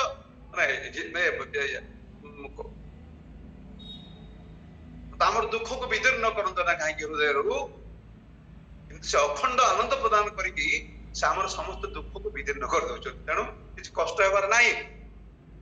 ତସ୍ମାତ୍ ଦାରୁ, ମୁଁ ଭୁଲି ଯାଉଛି ଶ୍ଲୋକଟା ଆଜିକାଲି କମ ହେଇଯାଇଛି। ଏଇଥିପାଇଁ ବେଦରେ ତାଙ୍କୁ ଦାରୁ ବୋଲି କହ। ଏମିତି ନୁହେଁ ଯେ କେଳ ଏଇଟା କାଠରେ ତିଆରି ହେଇଛି ନା, ଦାରୁ ଶବ୍ଦରେ ହଉଛି ଦାରୟତି ଦାରୁ। ତ ଭଗବାନ ସମସ୍ତଙ୍କର ଦୁଃଖକୁ ଧାରଣ କରୁଛନ୍ତି। ଏଇଥିପାଇଁ ଯେତେବେଳେ ଭଗବାନଙ୍କର ଇଚ୍ଛା ଅନୁସାରେ ଏ ମୂର୍ତ୍ତି ଅପୂର୍ଣ୍ଣ ରହିଗଲା, ଇନ୍ଦ୍ରଦମ୍ନ ଭାବିଲେ ସେ ଆତ୍ମହତ୍ୟା କରିବେ, କିନ୍ତୁ ଆକାଶ ବାଣୀ ହେଲା, ନାଇଁ ନାଇଁ ଇନ୍ଦ୍ରଦମ୍ନ, ତୁମେ ଏଭଳି କାମ କର ନାହିଁ, ଏଇଟା ହଉଛି ମୋର ସ୍ୱୟଂ ସମ୍ପୂର୍ଣ୍ଣ ମୋ ଇଚ୍ଛା ଅନୁସାରେ, ମୋର ପୂର୍ଣ୍ଣ ପୁରୁଷୋତ୍ତମ ମୁଁ, ମୋର ମୂର୍ତ୍ତି ଖଣ୍ଡିଆ ହେଇନାହିଁ, ତମେ ୟାକୁ ଚିତ୍ରଣ କର, ପୂଜା ଆରମ୍ଭ କରିଦିଅ, ପ୍ରତିଷ୍ଠା କର, କେବେ ଚିନ୍ତା କରନି, ବ୍ରହ୍ମାଙ୍କୁ ଡାକିକି ନେଇ ଆସ, ମୋର ପ୍ରତିଷ୍ଠା ହବ। ମୁଁ ମୋର ଗୋପୀ ମାନଙ୍କର ଭାବରେ, ବ୍ରଜବାସୀ ମାନଙ୍କର ଭାବରେ ବିଭାବିତ ହେଇକି ମୁଁ ଏଇ ରୂପ ଧାରଣ କରିଛି, ମୋର ପ୍ରେମମୟ ରୂପ। ଏଭଳି ଭାବରେ ଭଗବାନ କଣ କରିଛନ୍ତି, ଦ୍ୱିତୀୟ ପରାର୍ଥରେ ସେଇ ରୂପ ପ୍ରକାଶ କରିଛନ୍ତି। ପୁରୀ ହଉଛି ମାତ୍ର ଗୋଟିଏ ମନ୍ଦିର, ଖାଲି ସେଇଠି ବ୍ରାହ୍ମଣ ମାନଙ୍କର ଅଧିକାର ନାହିଁ। ଅନ୍ୟାନ୍ୟ ଯେକୌଣସି ମନ୍ଦିରକୁ ଯିବେ, ଭଗବାନ ବିଷ୍ଣୁଙ୍କର ମନ୍ଦିରରେ ବ୍ରାହ୍ମଣ ମାନେ ପୂଜା, ଅନ୍ୟମାନଙ୍କୁ ପୂଜା କରିବାର ଅଧିକାର ନାହିଁ। କିନ୍ତୁ ଭଗବାନଙ୍କର ଯୋଉ ଅନ୍ତରଙ୍ଗ ଯୋଉ ସେବା ଗୁଡାକ ରହିଛି, ଏଠି ବିଶ୍ୱବସୁଙ୍କର ଯୋଉ ବଂଶଧର ମାନେ ଅଛନ୍ତି, ଦୈତ୍ୟାପତି, ସେମାନେ କରୁଛନ୍ତି। ଏଇ ଗୋଟିଏ ମାସ ତାଙ୍କର ଦପ୍ତକ, ଦୈତ୍ୟାପତି ମାନଙ୍କର, ବୁଝିପାରିଲେ କି? ଏଇଭଳି ଭାବରେ ଭଗବାନ ସମସ୍ତଙ୍କୁ ସେବାର ସୁଯୋଗ ପ୍ରଦାନ କରୁଛନ୍ତି। ଏବଂ ଆଜିକାଲି ଦେଖନ୍ତୁ ଭଗବାନ ଜଗତର ନାଥ ଜଗନ୍ନାଥ ତାଙ୍କର ନାମକୁ ସାର୍ଥକ କରିବା ଫଳରେ ସେଦିନ ଆମର ହରିନାମ ଗୌର ପ୍ରଭୁ ବହୁତ ସୁନ୍ଦର ଭାବରେ ବର୍ଣ୍ଣନା କରୁଥିଲେ। ସବୁ ଜାଗାରେ ଯେମିତି ହରିନାମ ସବୁ ଜାଗାରେ ଯେମିତି ପ୍ରଚାରିତ ହୋଇଛି, ଆପଣ ମାନେ ବିଶ୍ୱାସ କରିପାରିବେନି, ଇସ୍କନର ପ୍ରଥମ ବିଗ୍ରହ ହଉଛନ୍ତି ଜଗନ୍ନାଥ। ରାଧାକୃଷ୍ଣ ସ୍ଥାପନ କରିନାହାନ୍ତି, ପ୍ରଭୁପାଦ କୋଉଠୁ ଆଣିବି ନାହାନ୍ତି। ଦିନେ ପ୍ରଭୁପାଦ ତାଙ୍କର ରୁମ ରେ ବସିଛନ୍ତି ଏବଂ ଜଣେ ମାତାଜୀ ଯାଇଥିଲେ, ମାଳତୀ ଦେବୀ, ଏବେ ବି ବଞ୍ଚିଛନ୍ତି, ପ୍ରଭୁପାଦଙ୍କର ଶିଷ୍ୟା, ଜଣେ ଜିବିସି ମେମ୍ବର। ସେ ଯାଇଥିଲେ ଗୋଟେ ଇଣ୍ଡିଆନ ଷ୍ଟୋର, ଗିଫ୍ଟ ଷ୍ଟୋର କୁ, ଭାବିଲେ ଯେ ଗୁରୁଦେବଙ୍କ ପାଇଁ ସ୍ୱାମୀଜୀଙ୍କ ପାଇଁ ଗୋଟେ ଉପହାର କିଣିକି ଯିବି ଆଜି, I would like to give a gift to Swamiji. ଗୋଟେ ଇଣ୍ଡିଆନ ଷ୍ଟୋର କୁ ଗଲେ ଏବଂ ସେଇଠି କେମିତି ଗୋଟେ ଇଚ୍ଛା ହେଲା, ଜଗନ୍ନାଥଙ୍କର ରୂପ ଦେଖିକିରି ସେ ଆକୃଷ୍ଟ ହେଇଗଲେ। ଜାଣିନାହାନ୍ତି କି କଣ୍ଢେଇ, ଏଟା ଜାଣିନାହାନ୍ତି, କିନ୍ତୁ କେମିତି ତାଙ୍କ ରୂପ ଦେଖିକିରି ସେ ଆଖି ଦେଖିକିରି ଆକୃଷ୍ଟ ହେଇ ପଡିଲେ। ହେଲା, ଏଇଟା ସ୍ୱାମୀଜୀଙ୍କୁ ଦେଲେ, ସ୍ୱାମୀଜୀ ପସନ୍ଦ କଣ୍ଢେଇ ଭାବିକି କଣ କଲେ, ଜଗନ୍ନାଥଙ୍କ ଗୋଟେ ଛୋଟ ମୂର୍ତ୍ତି ନେଇକି ଆସିକି ପ୍ରଭୁପାଦ କହିଲେ, Swamiji Gurudev this is gift for you. ଯେମିତି ଦେଖିଲେ ପ୍ରଭୁପାଦ, ଏଇ ତ ଜଗନ୍ନାଥଙ୍କର ମୂର୍ତ୍ତି। ସଙ୍ଗେ ସଙ୍ଗେ ତାଙ୍କର ଉତ୍ତରୀୟ ଖୋଲିକି କଣ କଲେ, ତାଙ୍କର ଯୋଉ ଟେବୁଲ ଥିଲା, ଲୋ ଟେବୁଲ, ଯୋଉ ପ୍ରଭୁପାଦ ତଳେ ବସୁଥାନ୍ତି, ପାତି ଦେଲେ। ପାତି ଦେବା ପରେ ସେଠି ଜଗନ୍ନାଥଙ୍କୁ ରଖିଲେ। ଜଗନ୍ନାଥଙ୍କୁ ରଖିବା ପରେ ଭୟ ବିହ ମାନେ ପ୍ରଣତି ନିବେଦନ କଲେ, ପ୍ରଣାମ ନିବେଦନ କଲେ। ଆରେ ଜୟ ଜଗନ୍ନାଥ, ଏ ତ ସ୍ୱୟଂ ଜଗନ୍ନାଥ, କୋଉଠୁ ପାଇଲ ଏଇଟା? ଆଚ୍ଛା ସେଇ ସାଙ୍ଗରେ ତମେ କଣ, ତମେ ଆଉ ତିନିଟା ମୂର୍ତ୍ତି ଦେଖିଛ, ଧଳା ହଳଦିଆ ଆଉ ଗୋଟେ ମାନେ ଇଏ କାଠ ଭଳିଆ? ହଁ ହଁ ସେ ବି ଥିଲେ, ତମେ ଆଣିପାରିବ? ହଁ ସ୍ୱାମୀଜୀ, ମୁଁ ଯାଇକି ଏବେ ନେଇକି ଆସୁଛି। ଆପଣ ଏତେ ଖୁସି, ମୁଁ ଏବେ। ତାପରେ ସେ ସବୁ ବଳରାମଙ୍କୁ ଏବଂ ସୁଭଦ୍ରାଙ୍କୁ ଏବଂ ସୁଦର୍ଶନଙ୍କୁ ନେଇକି ଆସିଲେ। ତାପରେ ସେମାନଙ୍କୁ ପ୍ରଣାମ କଲେ, ଭଗବାନଙ୍କୁ ପୂଜା କରିବାକୁ ଆରମ୍ଭ କଲେ। ତାପରେ ତାଙ୍କର ଜଣେ ଭକ୍ତ ଥାନ୍ତି, ବହୁତ ସୁନ୍ଦର ଭକ୍ତ, ଜୟାନନ୍ଦ ପ୍ରଭୁଙ୍କୁ କହିଲେ, ଜୟାନନ୍ଦ ତମେ କଣ ଏଇଭଳି ମୂର୍ତ୍ତି ତମେ ନିମ୍ବ କାଠରେ ତିଆରି କରିପାରିବ, ବଡ ମୂର୍ତ୍ତି? ତାପରେ ଜୟାନନ୍ଦ ପ୍ରଭୁ କଣ କଲେ, ବଡ ମୂର୍ତ୍ତି ତିଆରି କଲେ। ତାପରେ ପ୍ରଥମ ରଥ ତିଆରି କରିଛନ୍ତି ଜୟାନନ୍ଦ ପ୍ରଭୁ, ବହୁତ ସୁନ୍ଦର ଭକ୍ତ। ଯୋଉ ଭକ୍ତ ସମ୍ପର୍କରେ ଯେତେବେଳେ ସେ ତାଙ୍କର କ୍ୟାନ୍ସର ହେଇଥିଲା ଏବଂ ତାପରେ ସେ କଣ କରିଲେ ନା, ସେ ମୃତ୍ୟୁବରଣ କଲେ, ଅର୍ଥାତ ମୃତ୍ୟୁ ତ ବରଣ କରିନାହାନ୍ତି, ଭଗବାନ ତାକୁ ବରଣ କରିକି କଲ ବୃନ୍ଦାବନକୁ ନେଇଗଲେ। ସେଇଭଳି ଜଣେ ଭକ୍ତ ସାମ୍ନାରେ କେବେ ଆସୁନଥାନ୍ତି। ଅନେକ ଯେମିତି ପ୍ରଭୁପାଦଙ୍କ ସାଙ୍ଗରେ ଫଟୋ ଉଠେଇବେ, ପ୍ରଭୁପାଦଙ୍କ ସାମ୍ନାରେ ଚାଲିବେ, ଅନେକଙ୍କର ଇଚ୍ଛା ଥାଏ ନା, ବୁଝିପାରିଲେ କି? ତେଣୁ ଇଏ କଣ କରନ୍ତି, ସବୁବେଳେ ପଛରେ ରହିବେ, ଦୂରରେ ରହିବେ ଏବଂ ପ୍ରଭୁପାଦ ଖୋଜି ବୁଲନ୍ତି ଜୟାନନ୍ଦ। ଜୟାନନ୍ଦକୁ ଡାକୁଥିଲେ ତାଙ୍କୁ, ବୁଝିଲେ? ତାପରେ ଜୟାନନ୍ଦ ଯେତେବେଳେ ତାଙ୍କର ଅନ୍ତକାଳ ହେଲା ଏବଂ ତାପରେ ଭଗବତ ଧାମ ଗଲେ, यार सर्टिफिकेट ଦେଇଛନ୍ତି ସ୍ୱୟଂ ପ୍ରଭୁପାଦ। Jayananda has gone back to ଗୋଲକବୃନ୍ଦ। ପ୍ରଭୁପାଦ କାହା ସମ୍ପର୍କରେ ସବୁ କହିଲେ, କିନ୍ତୁ ଜୟାନନ୍ଦଙ୍କ ସମ୍ପର୍କରେ କହିଛନ୍ତି। ଏବଂ ଏ ଜୟାନନ୍ଦ ପ୍ରଭୁ ହଉଛନ୍ତି ଆମ ଗୁରୁ ମହାରାଜଙ୍କ ଶିକ୍ଷା। ବୁଝିପାରିଲେ କି? ଆମର ଗୁରୁ ମହାରାଜ ଯେତେବେଳେ ତାଙ୍କ ପାଖରେ ଆସି ପହଞ୍ଚିଲେ, ପ୍ରଥମ ସେବାରେ ନିଯୁକ୍ତ କରିଦେଲେ ଜୟାନନ୍ଦକୁ। ଜୟାନନ୍ଦ ପ୍ରଭୁ କହୁଛନ୍ତି ରଥ ତିଆରି ହଉଛି, କହୁଛନ୍ତି ଆଚ୍ଛା ତୁମେ ଏଇ କଣ୍ଟା ମାରିବାକୁ ପଡିବ ତ, ତୁମେ କଣ୍ଟାଟା ଧରିବ, ଟିକେ ଏଇଭଳି ଭାବରେ ଧରିପାରିବ ନା? ହଁ। ତାର ଧରିଲେ ଗୁରୁ ମହାରାଜ କଣ୍ଟାଟା ଧରିବା ପରେ ତାପରେ ଜୟାନନ୍ଦ ପ୍ରଭୁ ହାତୁଡ଼ି ମାଇଲେ। ତାର ଜୟାନନ୍ଦ ପ୍ରଭୁ ଗୁରୁ ମହାରାଜଙ୍କୁ ପ୍ରଶଂସା କରୁଛନ୍ତି, ବାଃ ତମେ ତ କଣ୍ଟାଟାକୁ ବଢିଆ ଧରି ପାରୁଛ, ତୁମକୁ ତ ମାନିବାକୁ ପଡିବ। ଖୁବ ସୁନ୍ଦର ପିଲା, ଗୁଡ୍ ବୟ। ତାର କହୁଛି ତମେ ତାହେଲେ ଠିକ ଅଛି, ବର୍ତ୍ତମାନ ତୁମେ କଣ୍ଟା ଧରିକି ବାଡା, ହାତୁଡ଼ି ଦେଇକି ବାଡିଲେ। ଆଚ୍ଛା ତୁମେ ରଙ୍ଗ କର, ଗୋଟାଏ ଜଗନ୍ନାଥଙ୍କର ସେବାରେ ଗୁରୁ ମହାରାଜଙ୍କୁ ଲଗେଇଲେ। ବୁଝିପାରିଲେ କି? ଆମେ ଯୋଉଟା ଆଲୋଚନା କରୁଥିଲୁ ଯେ ରଥର ଡେକୋରେସନ କଲେ କଣ ଫଳ ମିଳିବ, ରଥ ଶୋଭା, ପଥ ଶୋଭା ଇତ୍ୟାଦି ଇତ୍ୟାଦି, ତା ପ୍ରତ୍ୟକ୍ଷ ପ୍ରମାଣ ହଉଛି ଯଦିଓ ଭଗବାନଙ୍କର ହଉଛନ୍ତି ସେ ନିତ୍ୟ ପାର୍ଷଦ, ଗୌରାଙ୍ଗ ମହାପ୍ରଭୁଙ୍କର ପାର୍ଷଦ, କିନ୍ତୁ ଜଗତରେ ଗୋଟେ ଉଦାହରଣ ସ୍ଥାପନ କରିବା ପାଇଁ ତାଙ୍କର ଭକ୍ତମାନଙ୍କୁ ଭଗବାନ ଉଦାହରଣ ପ୍ରସ୍ତୁତ କରିଥାନ୍ତି। ଯେ ଦେଖ ରଥଯାତ୍ରାରେ ଯଦି କେହି ଅଂଶଗ୍ରହଣ କରେ, କୌଣସି ପ୍ରକାରେ ମଧ୍ୟ ଭକ୍ତମାନଙ୍କ ଦ୍ଵାରା ନିୟୋଜିତ ହୁଏ, ଆଜି ସେ ଜଗତ ବନ୍ଦ୍ୟ ଜଗତ ଗୁରୁ ରୂପରେ ପୃଥିବୀରେ ପରିଚିତ। ଗୁରୁ ମହାରାଜ ସମଗ୍ର ପୃଥିବୀରେ ଜୟ ପତାକା, ପ୍ରଭୁପାଦଙ୍କର ବିଜୟ ପତାକା, ସେ ଶୁଦ୍ଧ ନାମର ଜୟ ପତାକା ରୂପରେ ସୁଦୂର ଏକଦମ ସୁଉଚ୍ଚ ଗଗନରେ ସେ ଉଡ୍ୟମାନ ଅଛି। ବୁଝିପାରିଲେ କି? ତ ଏଇଭଳି ଭାବରେ ଜଗନ୍ନାଥଙ୍କର ପ୍ରକାଶ ହେଇଛି ନିବାସୀ ନୀଳାଦ୍ରୌ ବିହିତ ଚରଣ ଅନନ୍ତ ଶିରସି। କାଲି ବୋଧେ ଆଲୋଚନା ହଉଥିଲା। ଯାହା ବି ହଉ ସମୟ ବେଶୀ ହେଇଗଲାଣି, ଆପଣ ମୁଁ କ୍ଷମା କରିବେ, ମୁଁ ପୁରା ମାନେ ଏକଦମ ଭାବ ବିହଳ ଭାବରେ କହି ଚାଲିଛି, ପରେ ଧୃଷ୍ଟତା ମାର୍ଜନ କରି। ହରେ କୃଷ୍ଣ। କହିଥାନ୍ତେ କାଲି ଭୟରେ ସମୟ କଟିଯିବ ବୋଲି କହିଲେ ନାହିଁ, କିନ୍ତୁ ମୁଁ ତ ତାଙ୍କୁ କହିଥିଲି ଯେ 1 ଘଣ୍ଟା ଦିଆ ହବ ତାକୁ। ବହୁତ ସୁନ୍ଦର ପ୍ରଭୁଜୀ, ଆମକୁ ସେମିତି ଏମିତି ଦିଅନ୍ତୁ। ବହୁତ କଥା ହଉଛି କଣ କି ଏଇ ଯୋଉ ଦଶମ ଦଶା ଏଇଟା କ୍ଲିୟର ଭାବରେ ଭକ୍ତ, ଏଇଟା ପ୍ରତ୍ୟେକ ଭକ୍ତ ଏଇଟା ଜାଣିବା ଦରକାର। ଆମର ବାରମ୍ବାର ଶୁଣିଲେ ରାଧାରାଣୀଙ୍କ ବହୁତ ସୁନ୍ଦର କଥା ଉପସ୍ଥାପନ ଆପଣ ଆଜି କରିଲେ। ମୁଁ ଅନ୍ୟତ୍ର ଇଏ ପାଇଁ ମୁଁ ରହିପାରିଲିନି ପ୍ରଭୁ, ଆପଣଙ୍କ ପାଖକୁ ପଳେଇ ଆସିଛି। ଯାହା ହଉ ଆମର 8ଟା ହେଲେ ମଧ୍ୟ 8ଟା ହେଇଯାଉଛି, ହେଲେ ବି ଯେଉଁ ଜିନିଷଟି ଆପଣ ବାସ୍ତବ ଜିନିଷଟି ଆମକୁ ଦେଲେ, ଯୋଉଟା କି ଦେବାନନ୍ଦ ପ୍ରଭୁ ଉପସ୍ଥାପନ କରୁଛନ୍ତି ବହୁତ ସମୟ ଦେଇକି ଗ୍ରନ୍ଥରୁ ଇଏ କରିଛନ୍ତି, ବହୁତ ସୁନ୍ଦର ପ୍ରୟାସ ଜାରି ରଖିଛନ୍ତି, କେତେ ସୁନ୍ଦର ଭାବରେ ଉପସ୍ଥାପନ କରୁଛନ୍ତି। ତେଣୁ କଥା ହଉଛି ଯେ ଆମର ଏଇ ଭକ୍ତି ଏଇ ଯୋଉ ଦଶା ବିଷୟରେ ଯୋଉଟା କହିଲେ, ଆମର ଭକ୍ତ ମାନଙ୍କର ଯୋଉ ଭକ୍ତ ମାନଙ୍କର ବିଷୟରେ ଯୋଉ ଆପଣ ଆଜି କହୁଛନ୍ତି, ଆମକୁ ସେଇଭଳି ପ୍ରଚେଷ୍ଟା ଆନ୍ତର୍ଜାତିକ କୃଷ୍ଣ ଭାବନାମୃତ ସଂଘ ଆଉ ଯୋଉ ପ୍ରକାର ପ୍ରଚେଷ୍ଟା ଜାରି ରଖିଛି ଏବଂ ଆପଣମାନଙ୍କର ଶୁଦ୍ଧପୂତ ଜୀବନ ଯାପନ ଦ୍ୱାରା ଆମକୁ ସଂଶୋଧିତ କରୁଛନ୍ତି, ଏଇଟା ବାରମ୍ବାର ଶ୍ରବଣ ଦ୍ୱାରା ହିଁ କେବଳ ହବ। ଏଇଟା ହଉଛି ସ୍ମରଣ, କାହିଁକି ନା ଏଇଟା ସ୍ମରଣ ଆସିବ ପ୍ରତି ମୁହୂର୍ତ୍ତରେ। ତେଣୁ ଆପଣ ଏଇଟା ବହୁତ ସମୟ ଗଲେ ବି ଆମକୁ ବହୁତ ଆନନ୍ଦ ଦଉଛି, ଆମକୁ ଏମିତି ଇଏ କରାନ୍ତୁ, ଜଣାନ୍ତୁ। ଆଉ ବିଶେଷ ଭାବରେ ଆପଣ ଆମର ଭଦ୍ରଚାରୁ ବିଷୟ ଆପଣ ମାନେ ଜାଣନ୍ତି, ପ୍ରଭୁ ପ୍ରତ୍ୟକ୍ଷ କେତେ ସୁନ୍ଦର ଭାବରେ କେମିତି ଏବଂ ଜଗନ୍ନାଥଙ୍କର ଯୋଉ ରୂପର ଯୋଉ ଇଏଟା କରୁଛନ୍ତି, ବାସ୍ତବ କ୍ଷେତ୍ରରେ କେତେ ଆନନ୍ଦ ଲାଗୁଛି ଶ୍ରବଣ କରି।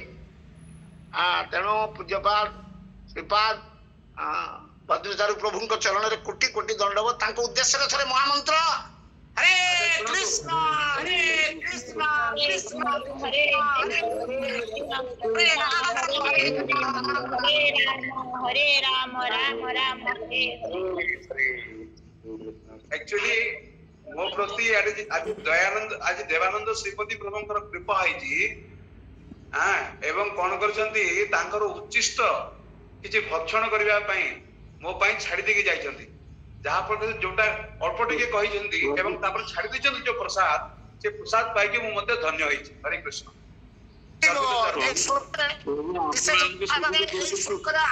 8ଟି ନମ୍ବର ଶୁଳ୍କରେ ବହୁତ ଭାବାବେଗର ଜିନିଷ ରହିଛି।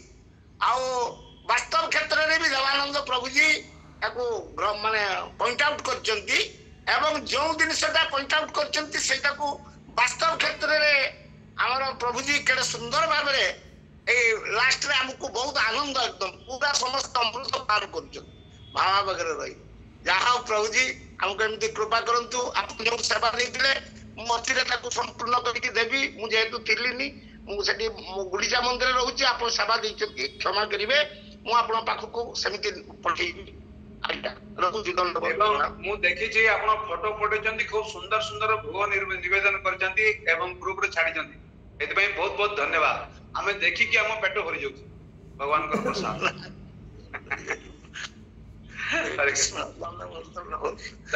ଆପଣ କୃପା କେବେ ପୁଣି ଆସି ପହଞ୍ଚିବେ। ଆପଣ ପୁଣି ଆମ ଗହଳରେ ଏଠି ମିଡିଆରେ ଆସୁଛନ୍ତି, ଆପଣ ଆସି ଆମ ଗହଳରେ ପହଞ୍ଚିବେ, ଗୋପୀନାଥ କେମିତି ଆସିବେ ସେଇ ପ୍ରତୀକ୍ଷାରେ ଆମେ ଅଛୁ। ଆପଣ ଆସି ପହଞ୍ଚିବେ ଆମ ପାଖରେ। ପ୍ରତ୍ୟେକ ଦିନ ଆପଣଙ୍କ ପାଖରେ ପହଞ୍ଚୁଛି ଏବଂ ମୁଁ ପ୍ରତ୍ୟେକ ଦିନ ମୋ ପାଖରେ ଆପଣ ମାନେ ମୋ ପାଖରେ ଆପଣ ପହଞ୍ଚୁଛନ୍ତି। ଏଥିରେ କିଛି ଡିଫରେନ୍ସ ନାହିଁ।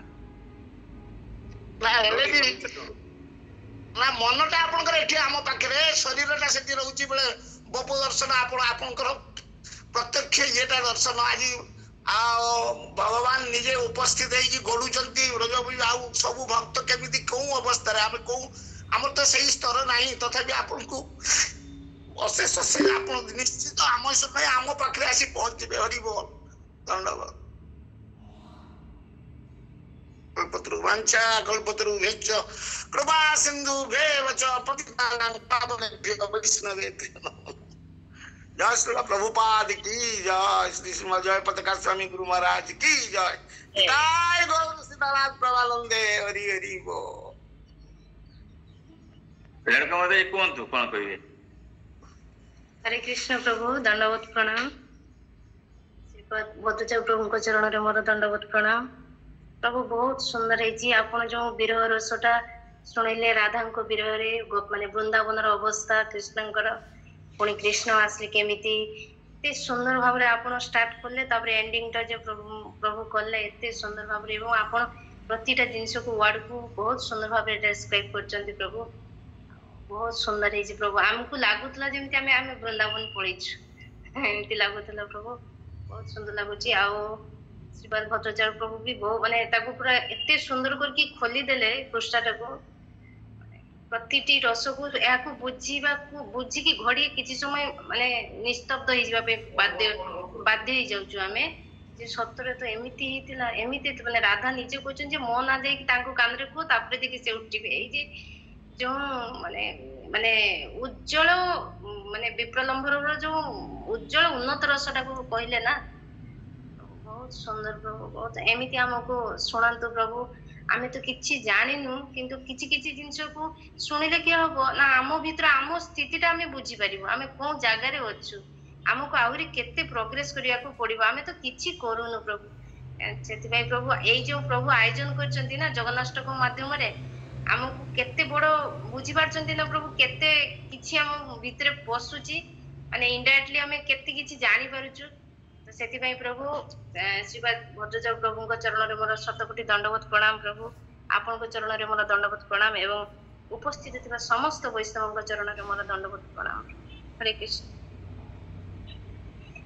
आगे आगे दंडवत प्रणाम माताजी जहाँ भी किछि कहिले आपण मोर सेडा श्रेय नुहे श्रेय होउचंती हमर पूज्यपाद भट्टाचार्य प्रभु जी तांकरी सुनिथवा उचिष्ट रु मु सेडा को सजेई अवश्य किंतु तांकरी उचिष्ट सेटा प्रभु भल भाव जानी सी कौन मत कही मो फोन रे किसी कथा सारे से किसी उचिष्ट देते तो से गुड़ा को उपस्थापन से गुड़ा को करली किंतु जो बड़ हो जाता भाविली कहीं से चारिटा पॉइंट जो अच्छी ब्रह्मा नारद ब्रह्मा तापर आमर पार्वती देवी तापर आमर इंद्रद्युम्न एगुड़ा कले 1.5 घंटा तेणु से पूरा ऑफ करदेली तापर एठी हमर जो 10 ईटा प्रभु कहउतले लास्ट कहया प्रभु अछंती किंतु देखली जे सेटा प्रभु ही माने ये कले तो खूब सुंदर और को कहले किंतु मु कोई परथानी किंतु कथा हो जे लेट माने लंबा हे जो से पे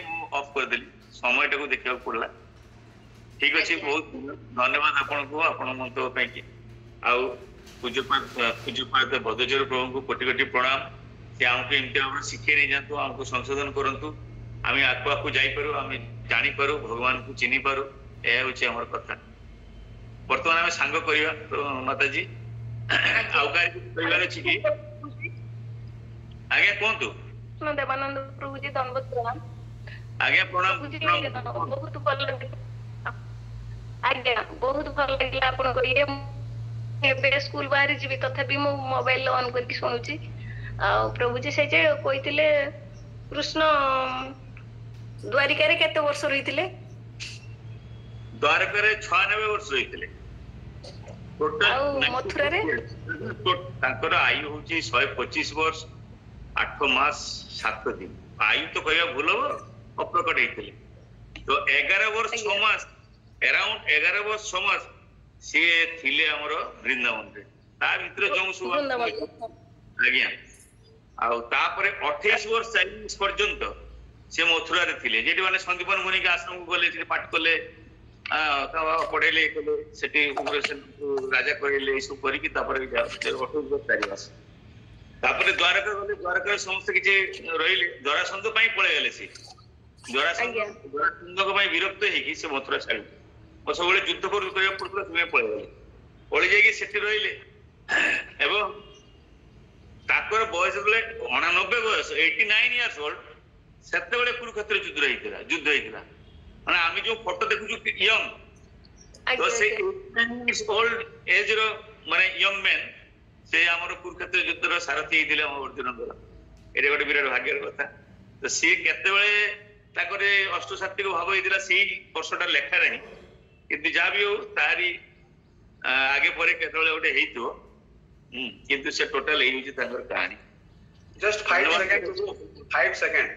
5 सेकंड सेटा होची जे जो गीतटा आपन मान को पाखକୁ पठाइची ओडिया रे जका नाट्य रूप दिया हेची सेथरे जदी कोनोसी भक्तंकर कोनोसी शब्द प्रति जदी किछि माने किछि जदी कठिन मन होथाय बा बुझा जदी न थाए ताले मोर फोन नंबर आपन माने रखंतु मते पचारले से सब संदेह मु दूर करि पारिबे बोली आशा करछि आ द्वितीय कथा होची जदी कोनोसी जगह रे गाइबा पई जदी असुविधा होता है सेटा को मते मु भांगी दे परिबे बुझिबा लगे जो माने गाउछंती से माने कोन करिवे जो जोठी असुविधा होचे मते पचारिबे मु सब बेले सारा दिन एटी पूरा फ्री रहउछि अच्छी तो चली जाउछि कॉलेज जोई चली जाउछंती ऑफिस को मु एटी पूरा दिन सारा अछि आपण मते पचारिबे नंबर 1 आउ नंबर 2 होउछि जे ताकू एभली भाबरे अभ्यस्त हवा परे गोटे रेकॉर्डिंग करके मते पठेबे जो माने जहा गाइबे मते रेकॉर्डिंग करी पठेबे एवं एही पर्यंत जहा गाइछंती मध्य सेगुडा को मध्य से सुर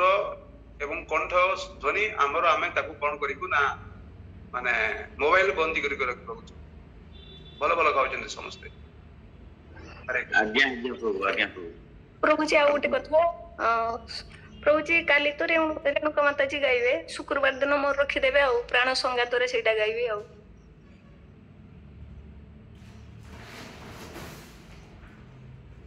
हां देवानंद प्रभु देखन तो प्रैक्टिकलिटी कोन करता